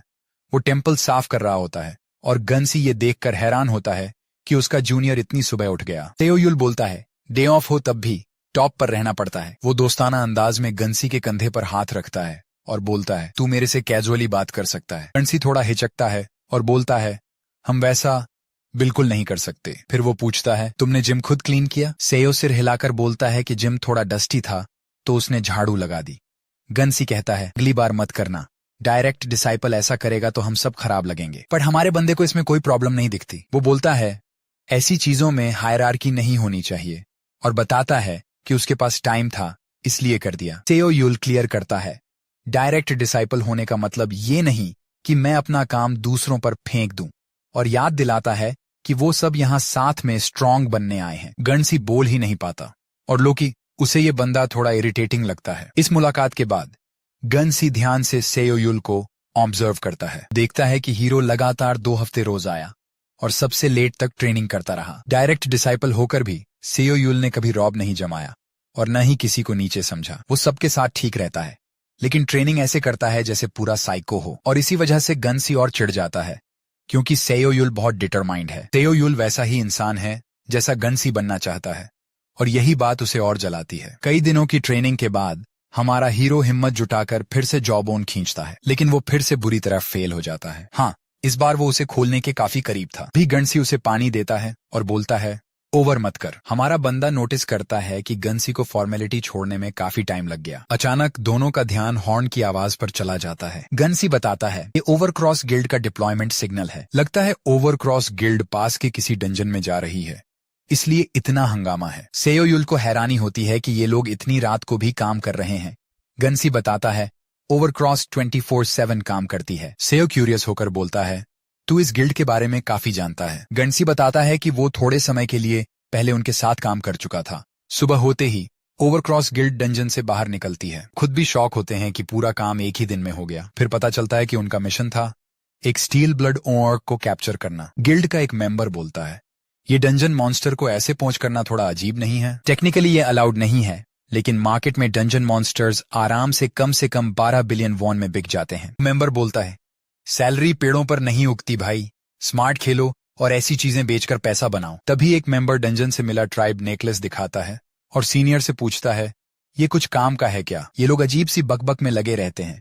और उधर वो स्टील ब्लड ऑर्क कुछ मूवमेंट्स करता है, जैसे खतरे का सिग्नल दे रहा हो। एक मेंबर नेकलेस को कचरा बोलकर फेंक देता है और उधर वो जायंट ऑर्क तबाही मचाने को तैयार हो जाता है। बाद में एक ट्रेजिक इंसिडेंट होता है और रेस्क्यू डिपार्टमेंट घायल हंटर्स को बचाता है। काम खत्म होने पर मैनेजर ली हान सेओयुल से वापस चलने को कहता है, लेकिन हमारा बंदा सीधा एसोसिएशन की तरफ जा रहा होता है। मैनेजर जिद करता है, साथ चल, आज टीम डिनर है। सेओ तुरंत मना कर देता है, बोलता है, आज मास्टर बाहर हैं, तो मैंने बाकी स्टूडेंट्स को देखने का वादा किया है। अचानक एक अनाउंसमेंट आती है। सारी इमरजेंसी टीम्स को कॉल किया जाता है। पता चलता है कि एक 3 स्टार मॉन्स्टर डंजन को गैर कानूनी तरीके से ट्रांसपोर्ट किया जा रहा था और वो छूटकर अब रैम्पेज पर है। और हालत और खराब, क्योंकि लोकेशन है Korea martial arts association. Korea martial arts association में वो डंजन ऑन अर्क पहले ही सब तहस नहस कर चुका होता है। एसोसिएशन के स्टूडेंट्स जान बचाकर भागते हैं, लेकिन अभी सबसे बुरा बाकी होता है। वो ऑक टेम्पल के अंदर घुसकर और तबाही मचाता है। गनसी किसी तरह उसे रोक रहा होता है, मतलब उसकी जान दांव पर लग जाती है। फिर सीन गनसी के पॉइंट ऑफ व्यू में शिफ्ट होता है। ये हमें उसके ओवरक्रॉस गिल्ड ज्वाइन करने वाले दिनों में ले जाता है, जब उसे सच में लगता था कि वो जीनियस है। वो खुद को ये कहकर जस्टिफाई करता था कि सब गिल्ड्स को एक्सप्लॉइट करना स्ट्रॉन्ग का नेचुरल राइट है। लेकिन रियलिटी तब जोर से लगी जब उसे पता चला कि वो बस उस मशीन का एक रिप्लेसेबल पार्ट है। भी उसे समझ आया कि दुनिया असल में कितनी क्रूर है। फिर भी वो मानने से इनकार करता है कि दुनिया पूरी तरह सड़ी हुई है, बिल्कुल उस इंसान की तरह जिसने उसकी जान बचाई थी। गणसी भी वैसा ही बनना चाहता है, जो दूर भागने के बजाय लोगों की परवाह करना चुने। वो किसी की मदद करना चाहता है, दुनिया को कम से कम थोड़ा सा ही सही बेहतर बनाना चाहता है। यही सोच उसे उस गंजे दरिंदे के सामने खड़े रहने की ताकत देती है। और इसी तरह वो 2 साल से इस नरक जैसे माहौल में टिका हुआ है। रियलिस्टिकली गनसी मुश्किल से खड़ा है, फिर भी वो जितना हो सके ऑर्क को रोके रखता है, जब तक उसका ध्यान उसी पर है। जब बाकी लोग जान बचाकर भागते हैं, गनसी अपने अंदर बची खुची फाइटिंग स्पिरिट से अकेले उस मॉन्स्टर का सामना करता है। जैसे ही ऑर्क उसे खत्म करने ही वाला होता है, कोई छत तोड़कर ड्रामेटिक एंट्री करता है। और वो कोई और नहीं, हमारा सेओयुल। वो गनसी की मेहनत को मानता है और बोलता है, बहुत हो गया, अब मैं संभालता हूं। गनसी शॉक हो जाता है, लेकिन उसकी आंखों में साफ राहत और थैंकफुलनेस होती है। बस सेओ कंट्रोल ले लेता है और स्फीयर एक्टिवेट कर देता है। फिर वो स्टील ब्लड ऑन ऑर्क को साथ लेकर लैबिरिंथ में एंटर करता है। पहले तो ये बढ़िया एस्केप प्लान लगता है, लेकिन जैसे ही वो गंजा ऑर्क एग्रेसिवली उसके पीछे दौड़ता है, सेओ अपने फैसले पर सेकंड गेस करने लगता है। उसे पछतावा होता है कि कूल बनने के चक्कर में वो ऑर्क को लैबिरिंथ में घसीट लाया। खुद सेओ भी मानता है वो ऑर्क तो उससे भी बड़ा मॉन्स्टर है। उसे इस स्टील ब्लड ऑर्क में कुछ अजीब सा दिखता है। वो सोचता है, क्या ये सच में ओवरक्रॉस से लड़कर अभी अभी निकला है? वो हिल जाता है क्योंकि उसने किसी को लैबिरिंथ की दीवारें ऐसे रौंदते हुए पहले कभी नहीं देखा। सेयो पक्का हो जाता है कि ये एपेक्स ऑर्क है और अभी अकेले इसे लेना बहुत टफ होगा। फिर हमारा हीरो ऑर्क को एक छोटा सा गिफ्ट देने का फैसला करता है। वो अपनी लोकेशन शिफ्ट करके वहां चला जाता है जहां सारे गोबलिन्स और घूल्स मौजूद होते हैं ऑन एंड आउट असॉल्ट के लिए। जब ऑर्क बाकी मॉन्स्टर्स में उलझता है, सेयो सोचता है जैसे ही ओपनिंग मिलेगी वो वॉर करेगा। ऑर्क ने लैबिरिंथ की दीवारें तोड़ी हैं, ये देखकर सेयो चिढ़ जाता है। फिर उसे समझ आता है कि नॉर्मल मॉन्स्टर्स से असली ओपनिंग बन ही नहीं रही। अब सिचुएशन उसे मजबूर करती है कि वो कुछ ऐसा यूज करे जो वो रिस्क की वजह से नहीं करना चाहता था, लेकिन टाइम पास करने से ऑर्क और ज्यादा हार्डन्ड ब्लड यूज करेगा, इसलिए उसे समन करना ही पड़ेगा। और फिर सारे रिस्क के बावजूद सेयो लैबिरिंथ बॉस काओरी को समन करने का फैसला करता है। लैबिरिंथ बॉस और स्टील ब्लड ऑर्क दोनों भिड़ जाते हैं। फाइट के बीच सेयो इस मौके को ओपनिंग समझकर ऑर्क पर स्ट्राइक करता है, लेकिन वो गंजा ऑर्क लैबिरिंथ बॉस से भी ज्यादा खतरनाक निकलता है और डरावनी ताकत से काओरी को हरा देता है। लैबिरिंथ बॉस के हारते ही मॉन्स्टर रीस्पॉनिंग फिलहाल अनअवेलेबल हो जाती है। सेयो को और गुस्सा दिलाता है क्योंकि उसके डंजन बॉस की वैल्यू अब गिर गई उस गंजे दरिंदे की वजह से। वो hell of steel trap activate करता है जो ऑर्क की तरफ स्टील एरोज की बौछार भेजता है। तीर ऑर्क को भेदते हैं, सेयो भाला लेकर चार्ज करता है और फिर फौरन हट भी जाता है। इसके बाद वो एक और ट्रैप एक्टिवेट करता है, स्पाइक सीलिंग यानी ultimate deadly trap. Spike ceiling सीधा स्टील ब्लड ऑर्क पर गिरती है और उसे चीर फाड़ देती है, खून बहने लगता है। लकीली सेयो ने इस एरिया में पहले से ढेर सारे ट्रैप्स स्टैक कर रखे थे और वो आइडिया गलती से ही सही परफेक्ट निकल गया। तभी सेयो को वार्निंग मिलती है, अगर ड्यूरेबिलिटी 60% से नीचे गई या सारे मॉन्स्टर्स खत्म हो गए तो लैबिरिंथ डिसॉल्व हो जाएगा। सेयो जानता है कि बॉस खोना बड़ा झटका है, लेकिन सच ये भी है इस जगह के बिना वो कब का खत्म हो चुका होता। लेकिन मुसीबत पीछा नहीं छोड़ती, जमीन कांपती है और वो गंजा ऑर्क दीवार तोड़कर फिर बाहर निकल आता है। नर्क बौखलाकर अटैक करता है और पैनल वॉर्न करता है ये अब अपनी फाइनल स्ट्रगल शुरू कर चुका है। सेयो को मानना पड़ता है इस ऑर्क में जिद है क्योंकि ये मॉन्स्टर पूरी छत गिराने वाला है। सेयो फैसला करता है कि इसे लैबिरिंथ के बाहर ले जाना पड़ेगा। सीन वापस कोरिया मार्शल आर्ट्स एसोसिएशन में आता है। वहां ग्यून से बुरी तरह घायल होकर भी सारे स्टूडेंट्स को इवैक्यूएट करवा देता है। सोचता है सेयो युल गया कहां, और कुछ सेकंड बाद ही एक होल बनता है और तेज फ्लैश निकलता है। ग्यून से स्फीयर देख नहीं पाता, लेकिन हवा में मना का जोरदार उछाल महसूस करता है और अगले ही पल वो सेयो युल और स्टील ब्लड ऑर्क को स्पैरिंग करते देखता है। स्टील ब्लड ऑर्क सच में पावरफुल है, फिर भी सेयो को खुद हैरानी होती है कि वो उसके अटैक्स के साथ टिक पा रहा है। शायद ऑर्क अब थक चुका है। सेयो अंदाजा लगाता है कि इसके अटैक्स पहले से भारी हैं और उसका शरीर सिर्फ ब्लॉक करने में ही चिल्ला रहा है। लेकिन अजीब बात यह है कि उसका शरीर पहले से बिल्कुल अलग फील हो रहा है। भी उसे समझ आता है कि वो 2 हफ्तों की ट्रेनिंग बेकार नहीं गई थी। हालांकि अभी ऐसा लग रहा है जैसे वो फट जाएगा, फिर भी उसकी ताकत बिजली जैसी लहरों में बढ़ती जा रही है। वो सच में अपनी हड्डियों तक में ग्रोथ महसूस करता है। अब जब मामला इंटरेस्टिंग हो गया है, वो भाला लेकर ऑर्क पर चार्ज कर देता है। वो भाले से वार करता है, ऑर्क घायल होता है, लेकिन वो गंजा दरिंदा सेयो का भाला पकड़कर उसे पूरी ताकत से उछाल देता है। सेयो फुटबॉल की तरह उड़ता है और जमीन पर आकर धड़ाम से गिरता है। हथियार टूटने के बाद भी सेयो के पास एक तरीका है ऑर्क के हार्डेंड ब्लड को भेदने का। पागलपन वाली हालत में भी वो सोचकर हंस देता है कि ये जिद्दी ऑर्क अब भी थोड़ा दिमाग रखता है। उसी पल उसका ध्यान पास की किसी चीज पर चला जाता है और उसे पता नहीं चलता कि ऑर्क सीधे उसकी तरफ दौड़ रहा है। भी ग्यून से तलवार लेकर कूदता है और ऑर्क के हाथ में तलवार घुसा देता है। वो सेयो से चिल्लाकर कहता है, मैं टाइम खरीद रहा हूं, तू कोई हथियार उठा। लेकिन मामला उल्टा हो जाता है जब ऑर्क ग्यून से को बेरहमी से पटककर जमीन पर गिरा देता है। तभी सेयो सामने आता है और उसके हाथ में एक नया हथियार होता है, आयरन फींट जॉबोन। ओनर्क का गार्ड डाउन होते ही सेयो मौका पकड़कर अटैक करता है। इस बार वो ठान लेता है शरीर में जितनी भी एनर्जी बची है सब निकालकर एकदम फोड़ देगा। लगता है स्टील ब्लड ऑर्क के लिए गेम ओवर है, क्योंकि सेयो खुद किसी मॉन्स्टर से कम नहीं। अपनी डरावनी एनर्जी से वो जॉबोन को आखिरकार खोल देता है और उसे मॉन्स्टर के सिर पर दे मारता है। सबकी आंखों के सामने जॉबोन लगते ही स्टील ब्लड ओनर्क का सिर उसके धड़ से उड़ जाता है भयानक तरीके से। ओनर्क के मरते ही सेयो युल को एक यूनिक ग्रेट आइटम मिलता है, डेमोनिक डैगर। भी सेयो ओनर्क का थैंकफुल होता है क्योंकि उसी की वजह से वो जॉबोन खोल पाया और उसकी ट्रेनिंग का नेक्स्ट स्टेज भी अनलॉक हो गया। थोड़ी देर बाद ग्यूनसे की नजर धुंधली होने लगती है और आसपास सब टेढ़ा मेढ़ा दिखता है। वो बेहोश होने ही वाला होता है कि एक आवाज उसके कानों में गूंजती है। वो सेओ यूल होता है, जो उसे जगाने की कोशिश करता है और हाथ बढ़ाता है। यून से पहचान लेता है कि ये सीनियर डायरेक्ट डिसाइपल है और झट से होश में आ जाता है। सेओ राहत की सांस लेता है और मजाक करता है, भाई तेरे तो 9 जान हैं। ग्यूनसे को अचानक एहसास होता है, पहले भी उसे सेओ ने बचाया था और अब भी वही। सेओ को समझ नहीं आता वो क्या बोल रहा है। वो बस कहता है, लेटे रहो, अब सब खत्म हो गया है। अगले दिन ब्यूरो हेडक्वार्टर के बाहर रिपोर्टर्स की भीड़ उमड़ पड़ती है। जैसे ही ओवरक्रॉस का डायरेक्टर बेक जुनहुआन बाहर आता है, मीडिया पागल हो जाती है।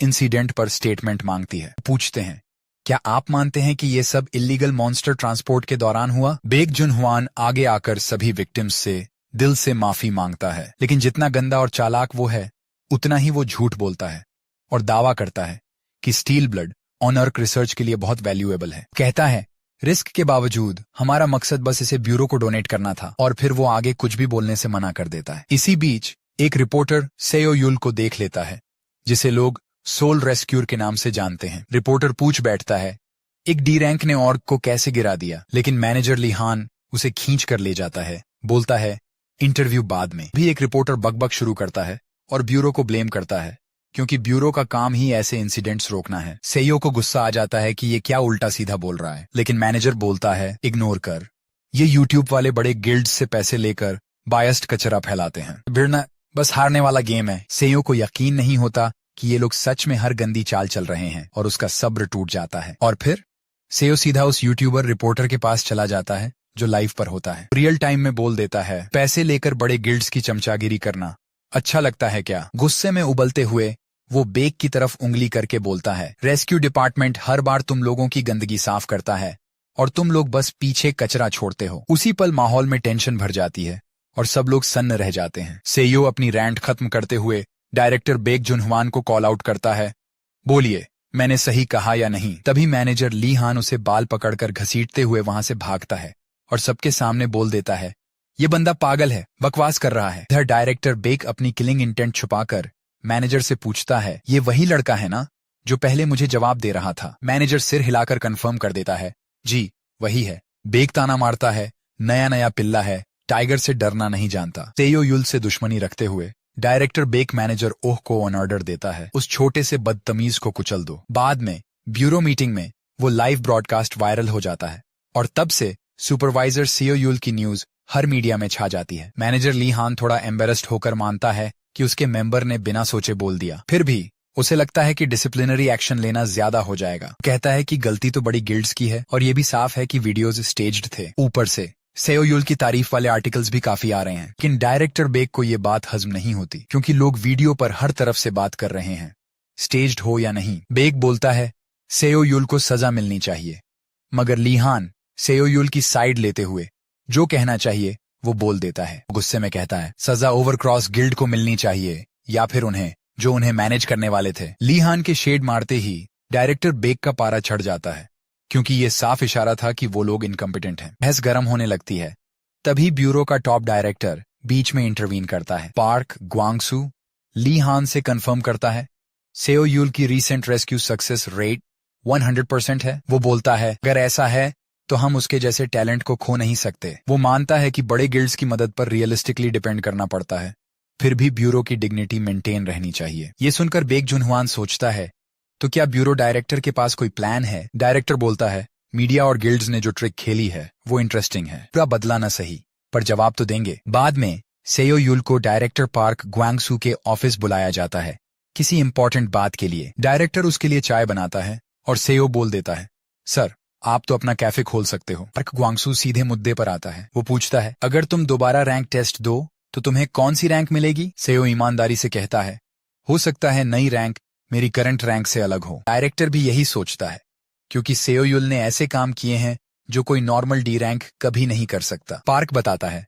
हमारे लिए भी चीजें मुश्किल रही हैं, तुम्हारे खिलाफ मिट्टी खोदने वाले लोगों की कमी नहीं है। ये सुनकर सेओ यूल डायरेक्टर को शक की नजर से देखता है, समझने की कोशिश करता है कि वो किस तरफ जा रहे हैं। सेओ सोचता है कि पार्क शायद उसकी मदद के बदले उससे सीक्रेट्स उगलवाना चाहता है, और लगता है डायरेक्टर के सवालों का जवाब उसे देना ही पड़ेगा। वैसे भी मैनेजमेंट ब्यूरो का डायरेक्टर पार्क ग्वांगसू पॉलिटिक्स का मास्टर है, सालों से इसी कुर्सी पर है। सेओ को याद आता है मैनेजर ली हान ने उसे क्या वार्न किया था। ली हान ने कहा था, डायरेक्टर के सामने हम्बल रहना और सच बोलना। वो लगभग गिड़गिड़ाकर बोला था, अपने फायदे के लिए डायरेक्टर के साथ गेम्स मत खेलना, उल्टा फंस जाओगे। सेयो सोचता है कि अब तक उसने हेड की सलाह मानी है, पर इस बार वो थोड़ा हिचक रहा है। वो सोच ही रहा होता है कि कितना डिस्क्लोज करे। तभी डायरेक्टर पार्क कहता है, अभी तुम्हें ये बताने की जरूरत नहीं कि तुम कितने स्ट्रांग हो गए हो। वो जोर देकर कहता है, इंपॉर्टेंट ये है कि ब्यूरो को तुम्हारी पावर चाहिए। और सीधे पॉइंट पर आते हुए पार्क ग्वांगसू तय करता है कि वो सेयो को काउंसाइड डिस्पैच करेगा। उधर बाद में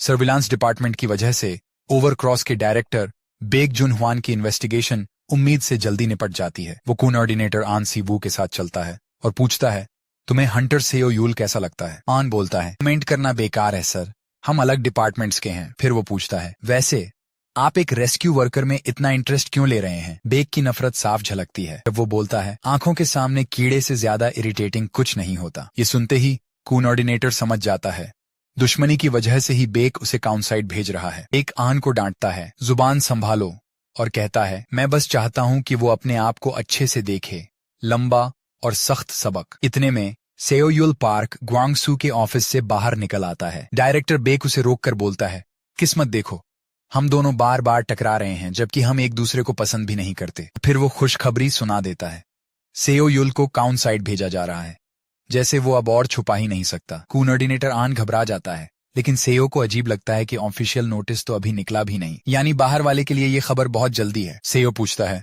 आप मुझे स्टॉक कर रहे हो क्या? फिर भी सेयो डायरेक्टर को बोल देता है, मेरे बारे में टेंशन मत लीजिए, वैसे भी ये बस 6 महीने का डिस्पैच है। बेक स्मिर्क करता है, इतना पॉजिटिव, मुझे लगा था तू टूट जाएगा। वो बोलता है, ब्यूरो आमतौर पर डिस्पैच डिपार्टमेंट हेड या उससे ऊपर वालों का करता है। जोर देता है, मतलब ब्यूरो बस तुझे हटाना चाह रहा है। बेक उसे रियलिटी दिखाने की कोशिश करता है, लेकिन सीओ एक ऐसा बम फोड़ देता है जिसकी भनक कोऑर्डिनेटर आन को भी नहीं होती। सीओ बताता है, मुझे 8th से 6th ग्रेड में प्रमोशन मिल गया है, और गर्व से बोलता है, अब मैं सीनियर ऑफिसर हूं, वो भी डबल प्रमोशन। सेयो ये प्रमोशन बेक के मुंह पर रगड़ देता है और बेक बोल ही नहीं पाता। और उसे और जलाने के लिए सेयो बोलता है, सर आप खुश नहीं लग रहे, चेहरे से तो लग रहा है। बेक अपनी नफरत दबाकर जबरदस्ती कहता है, कांग्रेस। फिर वो ताना मारता है, मुझे नहीं पता था ब्यूरो सेयो युल जैसे लोगों को यूं ही प्रमोशंस बांट देता है। सेयो पलटकर बोलता है, इसका मतलब ये है कि ब्यूरो को मेरे जैसे रियल टैलेंट को पकड़े रखने की बहुत जरूरत है। सेयो स्मिर्क करता है, समझ सकता हूं सर,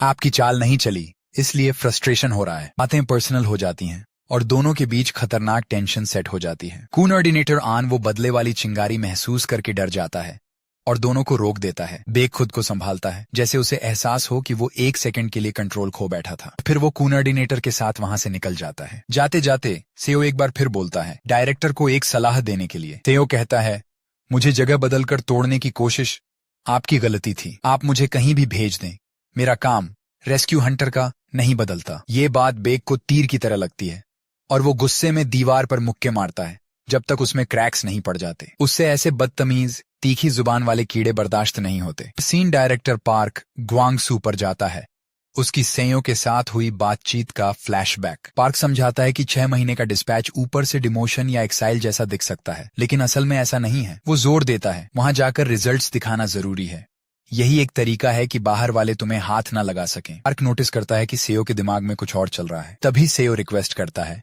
सर मुझे ऐसी जगह भेजिए जहां सच में मेरी जरूरत हो। ये सुनकर पार्क पर असर पड़ता है, उसे भरोसा नहीं होता कि ऐसी सिचुएशन में भी सेयो ये बोलेगा। तभी उसे लगता है ये लड़का बाकी लोगों से अलग है। उधर रेस्क्यू डिपार्टमेंट में हंगामा मच जाता है जब टीम को पता चलता है कि सेयो यूल प्रमोट हो गया है और अगले ही दिन काउंसाइड भेजा जा रहा है। लेकिन मैनेजर ली हान को यह बात पहले से पता होती है। मेंबर घबरा जाता है, सेयो के बिना मिशंस कैसे होंगे? मगर डायरेक्टर बोलता है, जो हमेशा करते आए हो वही करो। फिर भी ली हान टीम को बताता है कि सेयो निकलने से पहले 1 हफ्ते की छुट्टी पर है, इसलिए वो कहता है, कॉल करके पूछो टीम डिनर में आएगा क्या। वो कॉल करता है तो पता चलता है कि सेयो किसी ओवरड्यू होमवर्क में बिजी है। होमवर्क सुनकर लगता है पेपर वर्क होगा, लेकिन असल में वो एक एक्सटर्मिनेशन क्वेस्ट होता है, एक वास्प नेस्ट क्लियर करना। सेयो बहाना बना देता है, मैं घर के काम कर रहा हूं, और टीम को टाल देता है। सेयो हिसाब लगाता है, क्वेस्ट खत्म होने में बस 3 दिन बचे हैं। उसे उम्मीद नहीं थी, लेकिन क्वीन भी पहले ही अपने सोल्जर्स उगल रही है। दी आर्मी उसकी तरफ आती है, मगर सेयो को फर्क नहीं पड़ता। आखिर में उसे बस क्वीन को मारना है। सेयो सोचता था ये नॉर्मल बीच होंगी, लेकिन वो गलत निकलता है। क्योंकि वो स्वॉर्म फिट्स देखता है जो गोलियों की तरह स्टिंगर्स फायर करती हैं। वो ओवरवेल्म हो जाता है क्योंकि स्वॉर्म फिट्स बनाना बहुत एनर्जी लेता है और आमतौर पर क्वीन इन्हें बनाने से बचती है। लेकिन यहाँ मामला अलग है। सेयो सोचता है क्वीन ने इन्हें पहले से रेडी कर रखा था। जो भी हो, वो टाइम वेस्ट नहीं करता क्योंकि देर हुई तो दुश्मन उसे घेर लेगा। घिरे उससे पहले सेयो लैबिरिंथ ट्रैप्स से स्वॉर्म फिट्स को हैंडल करता है और उसका स्फीयर दुश्मन को ऑफ बैलेंस रखता है। बीज स्फीयर में उलझते हैं और सेयो इसी मौके में नेस्ट तक पहुंचकर क्वीन को ढूंढने लगता है। इन बीज अचानक अपना पैटर्न बदलते हैं और सेयो पर टूट पड़ते हैं। सेयो डिड्यूस करता है कि ये बीज जमीन से चिपक रहे हैं ताकि स्फीयर का पुल न लगे, या फिर हो सकता है ये क्वीन को प्रोटेक्ट कर रहे हों। मेन कैरेक्टर बताता है कि क्वीन भी उसे पूरे टाइम ऑब्जर्व कर रही थी। अजीब सी बात है, सेयो को ऑनर फील होता है कि क्वीन अपनी इतनी ब्रेन पावर सिर्फ उसे मारने में लगा रही है। लेकिन उसके पास भी अपना प्लान है। क्योंकि लैबिरिंथ बॉस मर चुका है, वो अभी मॉन्स्टर्स रिस्पॉन नहीं कर सकता,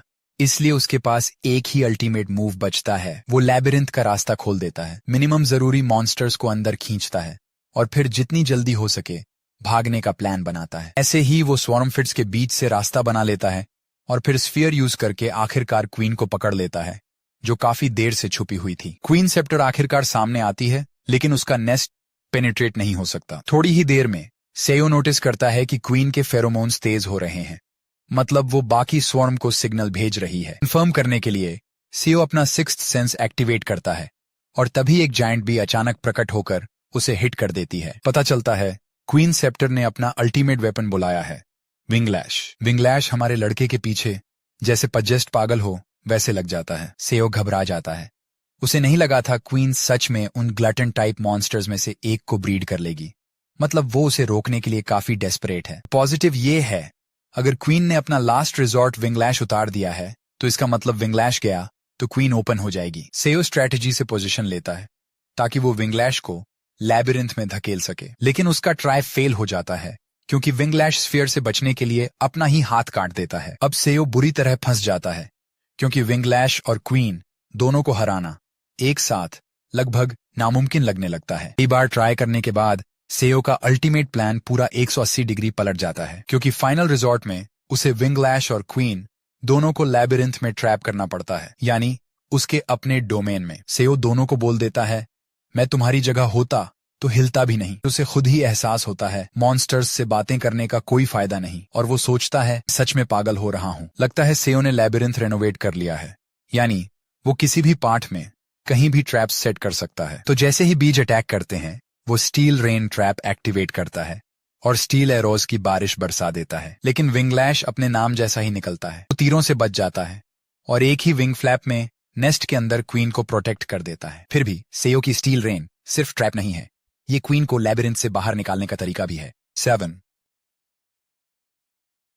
एरोज सिर्फ एक दिशा से नहीं, हर तरफ से आ रहे हैं और ऐसे ही एरोज विंगलैश को भेद कर उसका शरीर चीर देते हैं। विंगलैश की मौत से क्वीन बी और पूरा नेस्ट भारी खतरे में आ जाता है। हमारे लड़के ने पिछले एक्सपीरियंस से सीखकर पूरी जगह ट्रैप्स से भर रखी थी इन्हीं के लिए। अब जब क्वीन का अल्टीमेट वेपन गया, सियो युल आसानी से क्वीन बी को गिरा सकता है। विंगलैश स्वॉर्म खत्म होते ही बस युल और क्वीन बचते हैं। वो उस पर चार्ज करता है, ये जानते हुए कि क्वीन का आर्मर स्टील की बारिश भी डिफ्लेक्ट कर सकता है। तो वो जज करता है कि अपनी सबसे स्ट्रॉन्ग अटैक से भी पियर्स करना मुश्किल होगा, इसलिए वो ताकत बेकार करने के बजाय आर्मर के अंदर की तरफ घुसने का प्लान बनाता है। अचानक उसके अंदर से पावर का सर्ज निकलता है और युल समझ जाता है कि वो यूं ही कर्ल होकर नहीं बैठेगी। बेस्ट टाइमर में अभी भी 3 दिन बचे हैं। टाइम तो बहुत है पर वो इसे अभी खत्म करना चाहता है। उसे लगता है कि टाइम बचा है कहकर लैबिरिंथ छोड़ना भागने जैसा लगेगा। इतना कहकर वो ट्रैप ब्लास्ट ब्लॉक कास्ट करता है।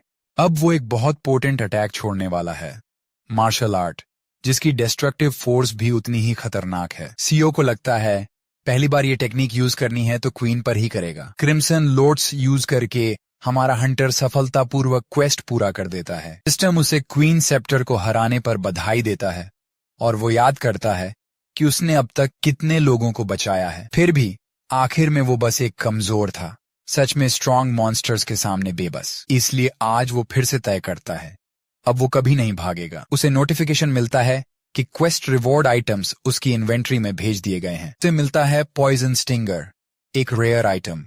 12% ज्यादा अटैक स्पीड के साथ। सीओ इसे सिचुएशन के हिसाब से यूज करेगा, पर उसका फोकस दूसरे आइटम पर है, क्वीन सेप्टर का रॉयल जेली। क्वीन सेप्टर का रॉयल जेली खाने पर आपकी कॉन्स्टिट्यूशन बदलकर मना सेंसिटिविटी बहुत बढ़ा देता है। हालांकि इसके कुछ साइड इफेक्ट्स भी हैं। जब यूल ट्रैप निकालता है, मना ऑटोमेटिकली कंज्यूम होता है, इसलिए जितने ज्यादा ट्रैप्स होंगे उसे अपना मैक्स मना भी बढ़ाना पड़ेगा। जैसे ही वो रॉयल जेली का एक बाइट लेता है, कंडेंस्ड मना उसके पूरे शरीर में घूमने लगता है, जैसे बाहर फट पड़ेगा। त्यो तय करता है कि इतनी मेहनत के बाद इसे वो वेस्ट नहीं होने देगा। उसे सांसों के साथ मना का फ्लो जितना हो सके सर्कुलेट करना है और अपनी ब्लड वेसल्स को ट्रूची स्वीकारने पर मजबूर करना है। और ऐसे ही हमारा हीरो स्पेशल कॉन्स्टिट्यूशन में ट्रांसफॉर्म हो जाता है। वो तुरंत महसूस करता है कि उसकी बॉडी के सारे सेंस और शार्प हो गए हैं। सिर्फ एक पीस रॉयल जेली से इतना सब। स्टैट्स बताते हैं कि उसका मना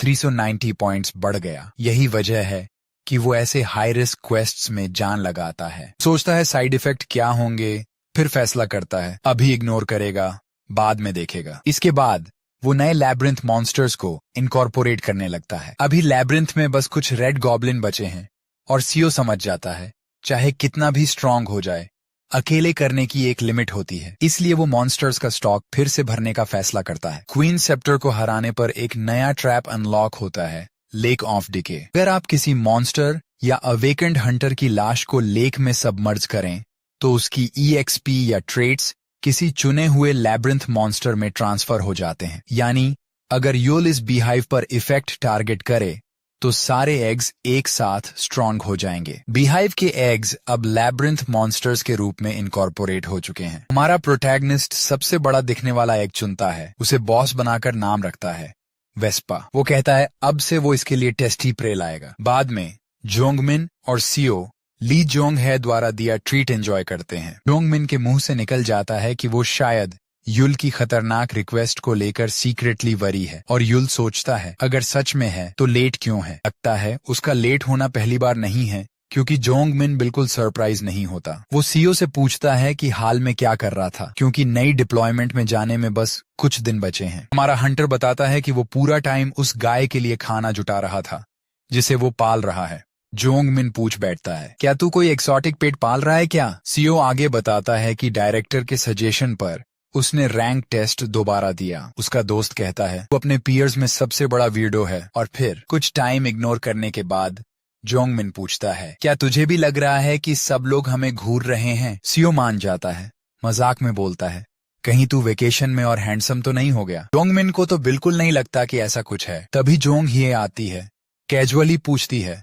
सारा मीट कुक हो गया। युल कहता है लेट होकर भी कितनी बेशर्म है, और उसे बाकी मीट कुक करने को दे देता है। फिर वो अचानक नोटिस करता है जोंग हिए की नाक से खून बह रहा है। लगता है वो ठीक नहीं है, क्योंकि वो आंखें पूरी बंद करके मीट पकाने की कोशिश कर रही है। जोंगमिन कहता है वो अपना मीट खुद पकाएगा, पर वो मना कर देती है, आज नूना ग्रिल करेगी। जोंगमिन कहता है कम से कम आंखें तो खोल कर। सीओ कहता है चिमटे दे दे, तू मुझे नर्वस कर रही है और ग्रिल बहुत गर्म हो रहा है। जोंग हिए एक आंख खोलकर उसे देखती है और किसी अजीब वजह से सीओ युल उसे बेहद सेक्सी लगने लगता है। वो सह नहीं पाती और टेबल पर सिर मारकर बेहोश हो जाती है। हमारा लड़का पूरी तरह कंफ्यूज, ये क्या हो रहा है और वो ऐसा क्यों कर रही है। उसी वक्त पास की टेबल से एक महिला आती है कुछ कहने, पर सीओ खुद को एक्सक्यूज करके बोलता है मेरी दोस्त के लिए एम्बुलेंस कॉल कर दो। महिला बिना हिचक उल्टा उसका फोन नंबर मांग लेती है और वो शॉक में रह जाता है। वो सोचता है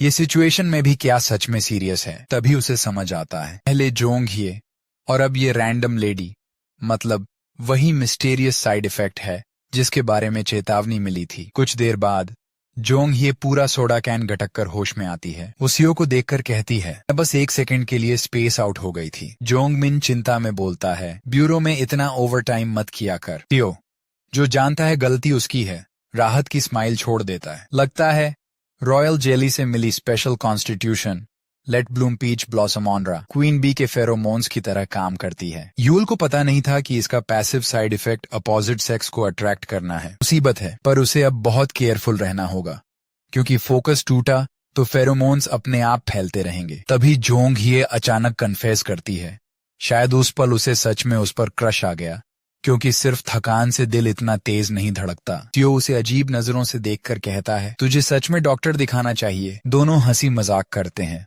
और उसी हंसी के बीच सीओ सोचता है, कितने समय बाद इतना नॉर्मल पीसफुल दिन मिला है। वो हाल में स्ट्रांग बनने में इतना डूबा था कि उसे लगता है कम से कम आज के लिए वो ये ब्रेक डिजर्व करता है, क्योंकि नई पोस्ट पर जाने के बाद शांति नहीं मिलने वाली। इधर हंटर रेस्क्यू डिपार्टमेंट बिल्डिंग में डॉक्टर सीओ की रैंक रीइवैल्यूएशन रिपोर्ट चीफ को देता है। चीफ को पता चलता है मैग्नीट्यूड 7.5 और एस रैंक कट ऑफ 7.8 है, यानी यूल लगभग एस रैंक के लेवल पर ऑपरेट कर रहा है। डॉक्टर कहता है बस ये डेटा मीडिया को लीक कर दें तो ब्यूरो की पब्लिक इमेज चमक जाएगी, पर चीफ इशारा करता है इसे सख्ती से सीक्रेट रखें। पूछने पर कहता है वो अभी सीओ पर एक्सेसिव स्पॉटलाइट का बोझ नहीं डालना चाहता और उसे लगता है जब सही समय आएगा उसकी असली ताकत खुद सामने आ जाएगी। 3 शिप पर शिफ्ट होता है जहां हमारा प्रोटैगनिस्ट राहत की सांस लेता है। पता चलता है उसका मैनेजर उसे डॉक तक चेज कर रहा था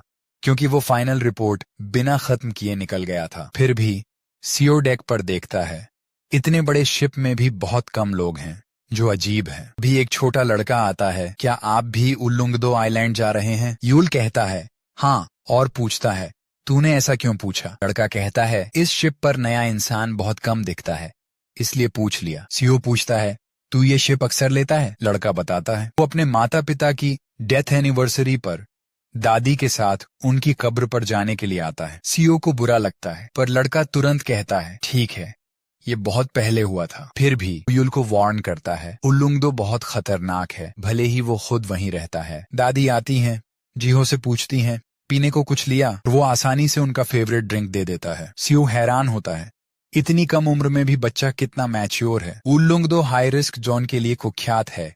छोटी जमीन पर भी एक्टिव गेट्स अक्सर खुलते रहते हैं, पर वहां मैनेज करने के लिए पर्याप्त अवेकेंड हंटर्स तैनात नहीं हैं। इसीलिए उसकी सेफ्टी रेटिंग सालों से सबसे नीचे है और सरकारी सब्सिडी भी कट चुकी है, ऐसा कहा जाता है। फिर भी लोग नहीं छोड़ते क्योंकि वो उनका घर है। अचानक शिप पर एक जायंट ऑक्टोपस अटैक करता है और उसी समय यूल को नोटिफिकेशन मिलता है क्रैकन को उसके पूरी तरह जागने से पहले खत्म करो। ये इमरजेंसी क्वेस्ट सख्त रिस्ट्रिक्शंस के साथ आता है और फेल्योर पेनल्टी भी बेहद भारी है। क्वेस्ट देखकर यूल समझ जाता है सिस्टम उसे कह रहा है कि मॉन्स्टर मरे बिना वो आइलैंड एरिया छोड़ ही नहीं सकता। ऐसे भी सीओ का प्लान छोड़ने का था ही नहीं जब तक प्रॉब्लम पूरी तरह सॉल्व न हो जाए। इधर उल्लुंगदो ब्यूरो ब्रांच में रेस्क्यू डिपार्टमेंट की परफॉर्मेंस रिपोर्ट कंक्लूड हो रही है। ब्रांच मैनेजर एक हाथ में सिगरेट और दूसरे में कार्ड्स लेकर सुनता है कि पिछले महीने से क्लियरेंस प्रोग्रेस में जरा भी फर्क नहीं है। वो असिस्टेंट को कहता है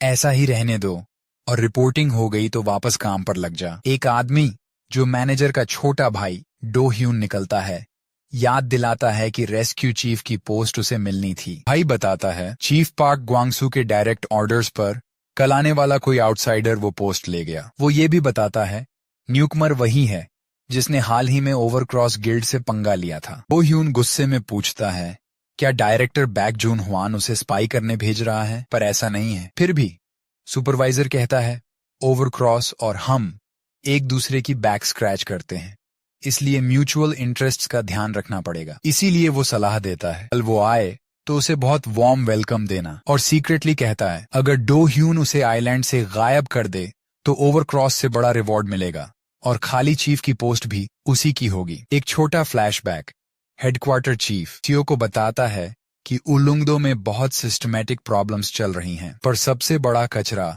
रेस्क्यू डिपार्टमेंट के अंदर है, खासकर उल्लुंगदो ब्रांच मैनेजर चा सियोक ह्यून तो रेस्क्यू डिपार्टमेंट पर सबसे कड़ी नजर रखता है। पता चलता है वो मारे गए मॉन्स्टर्स से मिले कीमती मना स्टोन्स जब्त करके सारा प्रॉफिट खुद जेब में डालता रहा है। हेडक्वार्टर उसे आसानी से फायर नहीं कर सकता, उसके पास बहुत पॉलिटिकल बैकिंग है और जिसे भी वहां भेजते हैं वो सेटल होने से पहले ही क्विट कर देता है। चीफ बेबस है, सब जानते हैं सियोक ह्यून करप्ट है, फिर भी वो किसी तरह आइलैंड का डिफेंस ग्रिड चलाए रखता है, इसीलिए वो सीओ पर बहुत भरोसा कर रहा है। वो बताता है वो ये भी पब्लिकली अनाउंस नहीं करेगा कि युल कितने समय के लिए वहां रहेगा, और वो अपनी तरफ से भी कुछ ब्यूरोक्रेटिक स्ट्रिंग्स खींचेगा। तार में चीफ कहता है आइलैंड का पूरा पावर डायनेमिक पूरी तरह युल के रिजल्ट्स पर डिपेंड करेगा। सीन वापस प्रेजेंट में लोकल ब्रांच बिल्डिंग पहुंचकर सीओ देखता है कि मेंटेनेंस की हालत पूरी तरह बर्बाद है। उसे ऑफिशियल वेलकम करता है यून स्यूंगजे, रेस्क्यू डिपार्टमेंट का प्राइमरी हीलर। स्यूंगजे बताता है 7 एक्टिव मेंबर्स रूटीन पेट्रोल पर हैं और बाकी ऑफिस के अंदर वेट कर रहे हैं। ऑफिस में टीम मेंबर्स कार्ड्स खेल रहे हैं और जोर जोर से बहस कर रहे हैं। तभी उन्हें स्यूंगजे और सीओ युल की एंट्री दिखती है। वो पूछते हैं ये अनजान यंग गाय कौन है। प्रोटैगनिस्ट सख्ती से बोलता है अब से ऑर्डर्स मैं दूंगा। एक वेटरन मजाक करता है अरे यही तो वो फेमस बंदा है जिसे हेडक्वार्टर से एग्जीक्यूटिव्स पर भौंकने की वजह से निकाल दिया था। वो तंज में ड्रिंक ऑफर करता है, सब चीयर करते हैं। अभी युल बोतल को जोर से उछालकर तोड़ देता है और सारा लिक्विड कार्ड टेबल पर फैल जाता है। फिर वो सबको सख्ती से कहता है अब से पूरी फैसिलिटी साफ करोगे जब तक एक धूल का कण भी न बचे। वही बंदा गुस्सा होकर लड़ने आता है। तभी ब्रांच मैनेजर का भाई चाडो ह्यून बीच में रोकता है, कहता है समझता हूं तू प्रमोशन से एक्साइटेड है, पर यहाँ आइलैंड पर हमारा एक एस्टैब्लिश्ड तरीका है। सीओ उसके चेहरे को ध्यान से देखकर कहता है तेरा चेहरा बड़ा नास्टी है, चल अभी रैंक्स हटाकर एक क्विक स्पैर कर लेते हैं। डो ह्यून याद दिलाता है युल ऑफिशियली डी रैंक है। पूछता है मार खाने को तैयार है। सीओ कहता है अगर मैं हारा तो बिना एक शब्द बोले आइलैंड छोड़ दूंगा। और डो ह्यून के लिए बोलता है तू तो सीधे हॉस्पिटल जाना, वरना तेरे टूटे चेहरे को लोग मॉन्स्टर समझ लेंगे। बाकी स्क्वाड हंस पड़ते हैं और डो ह्यून और भड़क जाता है। वो गाली देकर भारी पंच मारने जाता है, पर सीओ उसे जबड़े पर बेरहमी से मार देता है। वो दर्द में कराहता है और युल कहता है आज आखिरी दिन है जब मुझे अपने नंगे हाथ यूज करने पड़ रहे हैं, क्योंकि इसके बाद तू पलटकर बोलने का सपना भी नहीं देखेगा। डो ह्यून गुस्से में झपटता है, पर सीओ के प्रिसाइज काउंटर उसे बार बार गिराते हैं और वो अंत में फर्श पर शांत पड़ जाता है। सबसे बाकी बंदा चुप होते ही सीओ बाकी लोगों से पूछता है किसी और को भी चाहिए क्या। बाकी हंटर्स डर जाते हैं। सीओ की मॉन्स्टर्स फिजिकल स्पीड देखकर कोई चैलेंज नहीं करता। वो शांत होकर हीलर को बोलता है इस बदसूरत बंदे को ठीक कर दो। दूसरी बिल्डिंग में ब्रांच मैनेजर चा सियोक ह्यून कार्ड्स खेल रहा होता है। अभी एक सबोर्डिनेट दौड़कर आता है। सियोक ह्यून गुस्से में कहता है मैंने कहा था गेम डिस्टर्ब मत करना। बंदा माफी मांगता है और कहता है मामला अर्जेंट है। वो उसके कान में भाई की हार की खबर फुसफुसाता है और सियोक ह्यून चौंक जाता है। इधर ऑफिस में सीईओ सबको बताता है ड्यूटी टाइम में बस एक ही चीज सोचनी है, सिविलियन लाइफ्स बचाना। ड्यूटी के बाद जो करना है वो उसकी प्रॉब्लम नहीं। जब कोई तुरंत जवाब नहीं देता युल गुस्से में कहता है जवाब दो। रियल फाइनेंशियल मोटिवेशन के लिए वो कहता है वो खुद हेडक्वार्टर से बात करके सबका 15% सैलरी इंक्रीज करवाएगा। रेज सुनकर सब शॉक, क्या ये एडमिनिस्ट्रेटिवली पॉसिबल भी है? युल कहता है ये हाई रिस्क मॉन्स्टर जॉन है और आने वाली मुसीबत को देखते हुए ब्यूरो इमरजेंसी बजट अप्रूव करेगा, पर पहले उसे उनका वर्क एथिक बदलना होगा। इसलिए वो सबको बोलता है कल की फील्ड शिफ्ट के लिए पूरा गियर अप रहो। तभी चा सियोक ह्यून दरवाजे पर आता है हंसते हुए। मैं वो रेज अप्रूव होते देखना चाहता हूँ। वो अपना इंट्रो देता है मैं ब्रांच मैनेजर हूँ। पूछता है मेरे लड़कों ने नए चीफ को वार्म वेलकम दिया। युल कहता है वेलकम काफी इंटेंस था, खासकर चा सियोक ह्यून की तरफ से। वो पूछता है मैनेजर साहब यहाँ क्यों आए? सियोक ह्यून कहता है रेस्क्यू डिपार्टमेंट मेरी ओवरसाइट में है, जब चाहूँ वजह हो या ना हो आ सकता हूँ। वो कहता है अभी तो बस इंट्रो है, आगे लॉजिस्टिक सपोर्ट चाहिए हो तो बताना, जितना हो सके मदद करूंगा। युल ऑफर को साइड कर देता है। आप कार्ड्स खेलने में इतने बिजी थे, सेंट्रल ब्यूरो का लेटेस्ट अर्जेंट मैसेज पढ़ा ही नहीं होगा। युल बताता है आज से उल्लुंगदो को ऑफिशियली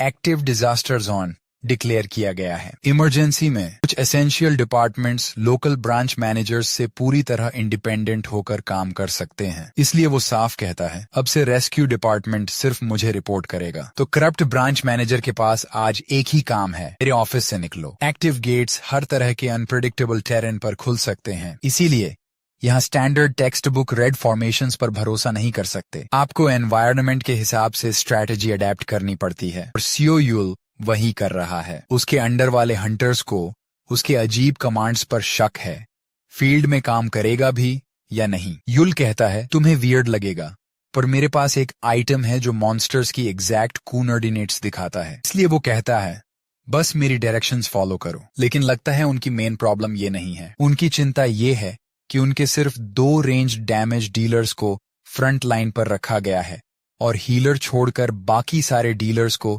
सीओ ने प्योर डिफेंसिव टैंकर बना दिया है। अगर फ्रंट लाइन में कुछ गलत हो गया तो सबका इंस्टेंट वाइप हो सकता है। यूल कहता है, इतने कम लोगों में ये कस्टमाइज्ड बॉटलनेक फॉर्मेशन ही मैथमेटिकली टीम कैजुअलिटी कम करने का एकमात्र तरीका है। वो सबको कहता है, चिंता छोड़ो, रेडी हो जाओ, मॉन्स्टर्स आ रहे हैं। लोकल हंटर्स को आसमान में कुछ नहीं दिखता, पर सीओ सटीक बताता है, टारगेट नॉर्थवेस्ट 43 डिग्री, एल्टीट्यूड 50। वो रेंज्ड हंटर्स को एम और फायर का ऑन ऑर्डर देता है और अटैक्स छिपे हुए हार्पीज के फ्लॉक पर परफेक्ट लगते हैं। सब एक साथ गिर जाते हैं, तब दंग रह जाते हैं, पर उन्हें तुरंत कहा जाता है, फोकस करो, सेकेंड वेव के लिए तैयार रहो। यूल कॉन्फिडेंटली बोलता है, मैं मॉन्स्टर्स को तुम्हें छूने तक नहीं दूंगा। बाद में ब्रांच मैनेजर के ऑफिस में इस महीने की रिपोर्ट दिखाती है 98% क्वेस्ट सक्सेस रेट और 85% civilian trust increase. CO Hyun को यकीन नहीं होता, सिर्फ एक महीने में इसने ब्रांच की एफिशिएंसी डबल कैसे कर दी। वो सोचता है, शायद इसी वजह से बूढ़े पार्क ग्वांगसू ने उसे इतना सपोर्ट किया। उसे अपना भाई डो ह्यून भी बड़ी प्रॉब्लम लगता है, क्योंकि वो अब सबोर्डिनेट्स को मैनेज भी नहीं कर रहा। यार्ड में अकेले ट्रेन करते डो ह्यून को देखकर सियोक ह्यून सोचता है, ये नीचे क्यों ट्रेन कर रहा है। तभी उसके प्राइवेट लाइन पर डायरेक्टर बैक जून ह्वान की कॉल आती है, जिसका वो बेसब्री से इंतजार कर रहा था। डायरेक्टर को उल्लुंगदो में सीओ के आने के बाद हुए बदलावों की पूरी खबर है और वो एग्जीक्यूटिव कंसर्न दिखाता है।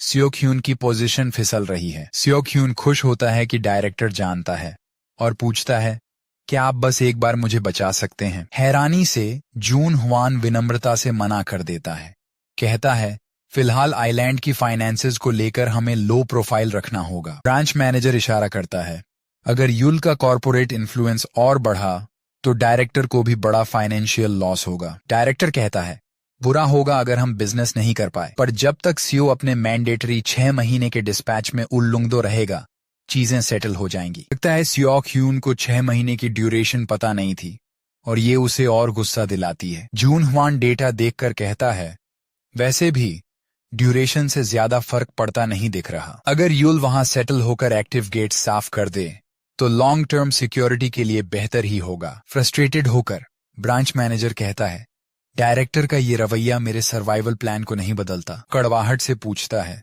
क्या आप सोचते हैं मैं चुपचाप स्टेप डाउन कर दूं, जबकि आप ब्यूरो के पीछे ओवरक्रॉस गिल्ड से सीक्रेट डीलिंग कर रहे हैं। डायरेक्टर ठंडे स्वर में चेतावनी देता है, जो करना है करो, बस ये देख लो कि मुझे धमकाने के नतीजे झेल पाओगे या नहीं। सियोक ह्यून तुरंत समझ जाता है कि गलती हो गई और घबराकर माफी मांगता है। बूढ़ा उसे कहता है, अब से अपनी जुबान संभाल, वो भी अगर तू महीने के अंत तक उस मैनेजर की कुर्सी पर जिंदा बचा रहा तो। ब्रांच मैनेजर को लगता है ऐसे ही चलता रहा तो सब कुछ चला जाएगा। समझ नहीं आता अगला मूव क्या हो। और ऊपर से हेडक्वार्टर के कंप्लायंस ऑडिटर्स फिर से उसके ब्रांच की फॉर्मल फाइनेंशियल इन्वेस्टिगेशन मांग रहे हैं। इस क्रिटिकल पॉइंट पर उसे लगता है बचने का सिर्फ एक तरीका है, एलिमिनेशन। डायरेक्टर बैक कॉल काटता है और अपने सामने बैठी पावरफुल फॉरेन हंटर रेका से विनम्रता से माफी मांगता है।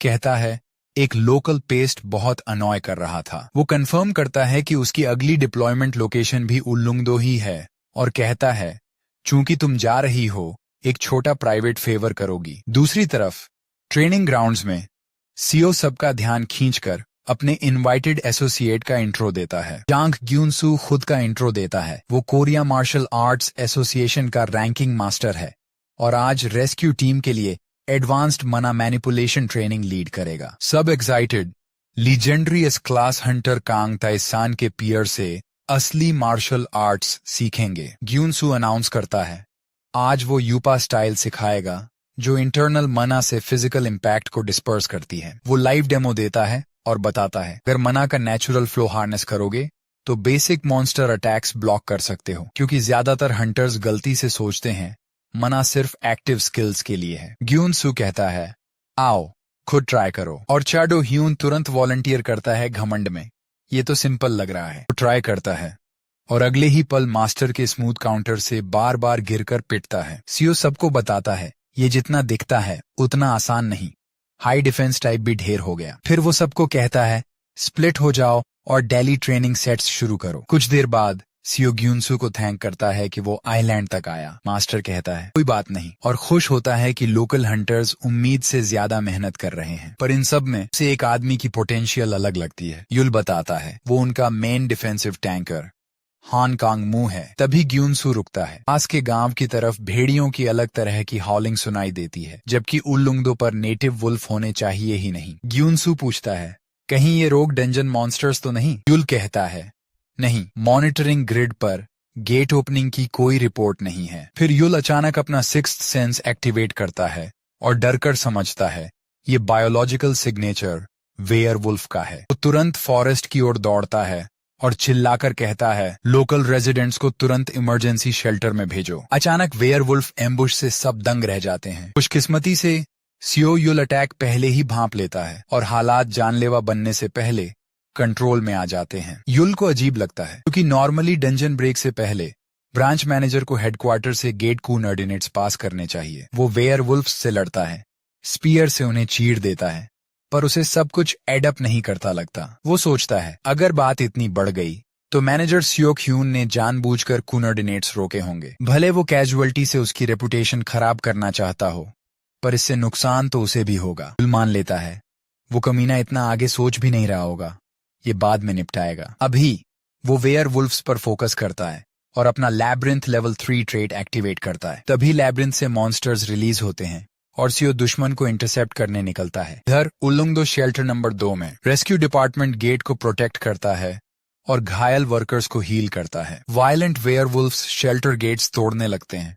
और एक आदमी वार्न करता है पहला डिफेंस बैरियर गिरने वाला है। त्युंगजे घबरा जाता है, पहला बैरियर इतनी जल्दी टूट गया। हंटर कहता है दूसरे बैरियर के पीछे जाओ, वुल्फ्स उम्मीद से तेज ब्रेक थ्रू कर रहे हैं। वो सुझाता है इमरजेंसी एग्जिट से निकलकर किसी और शेल्टर में चलो, पर स्युंगजे कहता है हर जगह हालत वही होगी, पर मैनेजर यहाँ नहीं है तो हमें ही संभालना होगा। वुल्फ्स घुसने ही वाले होते हैं और रिस्क के बीच स्युंगजे ठान लेता है वो हैंडल करेगा। रैशनल सोचें तो मैनेजर सीओ युल भी अकेले सभी शेल्टर्स नहीं बचा सकता, क्योंकि चारों शेल्टर्स पर एम्बुश हुआ है। इसीलिए सीओ युल ने शेल्टर्स की जिम्मेदारी हंटर्स को दी और खुद गेट रोकने गया। दूसरा रेस्क्यू हंटर डरता है हम मर जाएंगे। स्युंगजे कहता है टेंशन मत ले, हमारे पास बेसिक अटैक स्किल्स हैं, सर्वाइवल के लिए काफी हैं। स्युंगजे सोचता है मैनेजर सीओ युल के आने के बाद ही रेस्क्यू डिपार्टमेंट में उसे उम्मीद महसूस हुई थी। इसी वजह से उसने ट्रेनिंग सेशंस में अपना सब कुछ लगा दिया। अब वुल्फ्स पागलों की तरह गेट तोड़कर घुसते हैं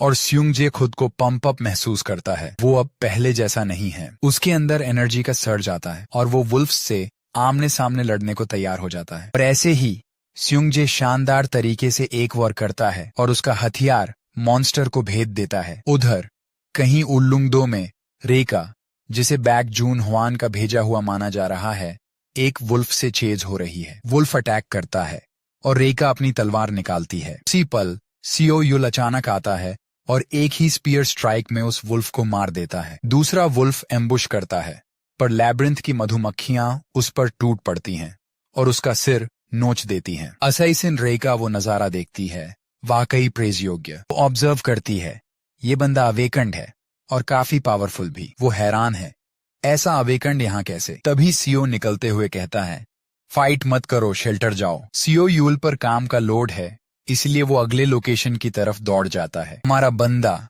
अपनी लैब्रिंथ आर्मी के साथ नोटिस करता है गेट गायब है। उसने मना यूज किया, पर लैब्रिंथ मॉन्स्टर्स बाहर लाने से वेयरवुल्फ्स के खिलाफ अच्छा रिजल्ट मिला और सीओ युल एक नई स्किल अनलॉक करता है, इल्यूजन लैब्रिंथ। वो दूसरों की मदद को बढ़ता है। तभी पूरे आइलैंड में गूंजती हॉलिंग सुनकर अचानक रुक जाता है। दहाड़ इतनी जबरदस्त है कि वो शक करता है ये मॉन्स्टर बॉस है। पैक से लड़ते हुए भी सीओ बॉस की इंटेंशन समझ नहीं पाता, वो क्या चाहता है। पर उसे एक बात पक्की पता है, अगर टीम उस चीज से टकरा गई तो हालात खतरनाक हो जाएंगे। ऐसे में सीओ अपने सोल्जर्स भेजता है, स्वॉर्मफिट आर्मी को आधा आधा बांटकर शेल्टर्स की मदद करो। फिर वो सोचता है सही समय है लैब्रिंथ से अपना सीक्रेट वेपन निकालने का।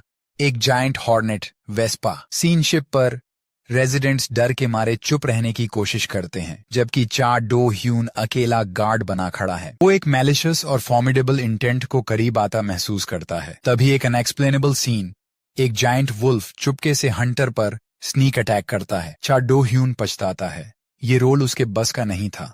वो अभी अभी मरते मरते बचा है। बॉस वुल्फ को शिप तोड़ते देखकर वो डिड्यूस करता है, इसका गोल साफ है, रेजिडेंट्स को आइलैंड से भागने से रोकना। बॉस वुल्फ की पावर भयानक है और वो हंटर को कुचलने ही वाला है। अगर ऐसा है तो हंटर मान लेता है वो मरने वाला है और अब सिर्फ एक ही काम बचता है, वो बॉस को डिस्ट्रैक्ट रखता है ताकि रेजिडेंट्स भागकर जान बचा सकें। फिर वो skill taunt of fury activate करता है, सोचते हुए इस गंदे बॉस पर मैं थोड़ा सॉफ्ट चला गया था। असल में चाडो ह्यून सिर्फ लोगों को भागने का टाइम दिला रहा है। एक पल में बॉस का एक ही ब्लो उसे उड़ा देता है और लगता है अब उसका अंत है। बॉस वुल्फ चाडो ह्यून को पकड़ लेता है जो लगातार नरक झेल रहा था। उसी वक्त वो खुद से सवाल करता है, उसने अपनी आदतें बदलकर लापरवाही छोड़कर दया क्यों चुन ली? अगर वो पुराना वाला होता तो शेल्टर में सेफ बैठा होता कि गुड्डी टू शूज बनकर मौत के किनारे। पर उसके दिमाग में एक विजन आता है, लोग उसके रेस्क्यू वर्क को सराह रहे हैं क्योंकि उसने उनका बेटा बचाया। वही पल उसका दिल पिघला देता है, एक रेयर खूबसूरत फीलिंग जो उसने पहले कभी नहीं जानी थी। उसी पल वो फिर से स्पिरिटेड हो जाता है और मॉन्स्टर की उंगलियां काटकर खुद को छुड़ाता है। जैसे ही बॉस उसे दांतों के बीच चीरने वाला होता है, अचानक सब 180 डिग्री टर्न लैब्रिंथ खुल जाता है। लैब्रिंथ एक्टिवेट होकर चमकीली पीली फ्लैश देता है। अगले सेकंड में वे सियोयुल के डोमेन में आ जाते हैं। पता चलता है चक गलती से लैब्रिंथ में खिंच गया था। वो हैरान होकर मान लेता है कि ये कोई डंजन है। थोड़ी देर में सियोयुल आता है, अपने स्किल से इम्प्रेस बिना स्फीयर के भी किसी को लैब्रिंथ में खींच लिया। उधर चाडो ह्यून आवाज पहचान लेता है, ये तो उसका चीफ सियोयुल है। वो शॉक में है और इतना समझदार है कि नोटिस कर ले ये डोमेन सियो ने बनाया है। सियो खुश नहीं है उसे देखकर, वो उसे नॉकआउट कर देता है क्योंकि उसने वो देख लिया जो उसे नहीं देखना चाहिए था। वो उसे एक ऐसा पोषण देता है जिसमें सेडेटिव भी मिक्स है। फिर सियोयुल बॉस वुल्फ के सामने आता है और कहता है, टैग आउट, आगे से मेरा मुकाबला होगा, ना कि तुम्हारा क्लमजी सबऑर्डिनेट। उधर शेल्टर्स पर रेस्क्यू हंटर्स जिद्दी वेयरवुल्फ्स को गिराने के लिए अपना सब कुछ झोंक देते हैं। लड़ता हुआ हंटर टूटने की कगार पर है, हाथ कांप रहे हैं और पैर जवाब दे चुके हैं। और स्युंगजे की हालत देखकर लगता है वो भी मुश्किल से खड़ा है। सिचुएशन अब आउट ऑफ कंट्रोल लगती है। रेस्क्यू हंटर सोचता है ट्रेनिंग में लिमिट तक पुश किया पर स्ट्रॉन्ग बनने के लिए टाइम कम था। जैसे ही वेयरवुल्फ्स स्युंगजे को चीरने वाले होते हैं, सियोयुल की स्वॉर्म फिट आर्मी टाइम पर पहुंचती है और एक एक कर सिर काट देती है। बी मॉन्स्टर की पावर और स्किल्स जॉ ड्रॉपिंग है। दुश्मन को ऐसे गिराता है जैसे कुछ भी नहीं। हंटर्स अपनी आंखों पर यकीन नहीं कर पाते। बी मॉन्स्टर ने दुश्मन को एक झटके में खत्म कर दिया। बी के उड़ते ही स्युंगजे सोचता है मैं तो मर चुका था, मुझे एक मॉन्स्टर ने बचाया। इधर लैब्रिंथ में सियोयुल बॉस से लड़ता है और मानता है ये वेयरवुल्फ अब तक का सबसे स्ट्रॉन्ग बॉस है। ऊपर से ये चालाकी से अटैक करते हुए भीतर लगे ट्रैप्स को अवॉइड कर रहा है, यानी इसके इंस्टिंक्ट्स और सेंस अच्छे हैं। सियो समझ जाता है क्योंकि ट्रैप्स वो खुद ट्रिगर कर रहा है, बॉस एक्टिवली डॉज कर रहा है, मतलब उसका पूरा ध्यान उसी पर है। सियो दौड़ता है, बॉस उसे चेस करता है और अचानक वे लैब्रिंथ की वॉल तोड़कर निकलते हैं। वुल्फ ब्लू फायर से जख्मी हो जाता है। सियो समझ जाता है बॉस ट्रैप्स से सावधान रहने की कोशिश कर रहा था पर भूल गया यहाँ और भी चीजों से डरना चाहिए। तभी सियो अपना अल्टीमेट स्किल यूज करता है, ड्रैगन फ्लेम हार्ट ब्रेकर, और आग का तूफान फट पड़ता है, वुल्फ के शरीर में एक विशाल छेद कर देता है और ऐसे ही बॉस हमारे लड़के के हाथों बेरहमी से मारा जाता है। अब गेट बंद है और बॉस डाउन, बस स्ट्रैगलर्स की क्लीन अप बाकी है। आइलैंड पर लैब्रिंथ आर्मी बाकी वेयरवुल्फ्स को खत्म कर रही है। दूसरी तरफ सर्विलांस डिवीजन के सबऑर्डिनेट्स ब्रांच चीफ को कॉल करते हैं। हेडक्वार्टर उसे कॉल कर रहा है। अजीब बात, ब्रांच चीफ कोई जवाब नहीं देता और वर्कर्स को सख्त ऑर्डर है कि उसके कमरे में एंटर न करें, पर हालात बिगड़ रहे हैं इसलिए उन्हें मजबूरन बिना बताए दरवाजा तोड़कर अंदर जाना पड़ता है। लड़की हिम्मत करके अंदर जाती है और लड़का बाहर रुकता है। मैनेजर की गंदी चालें जानता है और क्योंकि जीरो कैजुअल्टी के साथ सिचुएशन सॉल्व हो गई, उसे लगता है स्टेप डाउन ही अंत होगा। अचानक बाहर वाला आदमी एक आवाज सुनता है और अंदर जाकर देखता है महिला पैनिक में है। पता चलता है ब्रांच मैनेजर की बेरहमी से हत्या हुई है। वो कुर्सी पर खून में लथपथ पड़ा है। आखिरकार वेयरवुल्फ्स के खिलाफ पूरी रात की लड़ाई सुबह होने पर जाकर खत्म होती है। सब कुछ ठीक लगता है लेकिन असल में एक नया इंसिडेंट पक रहा है। 7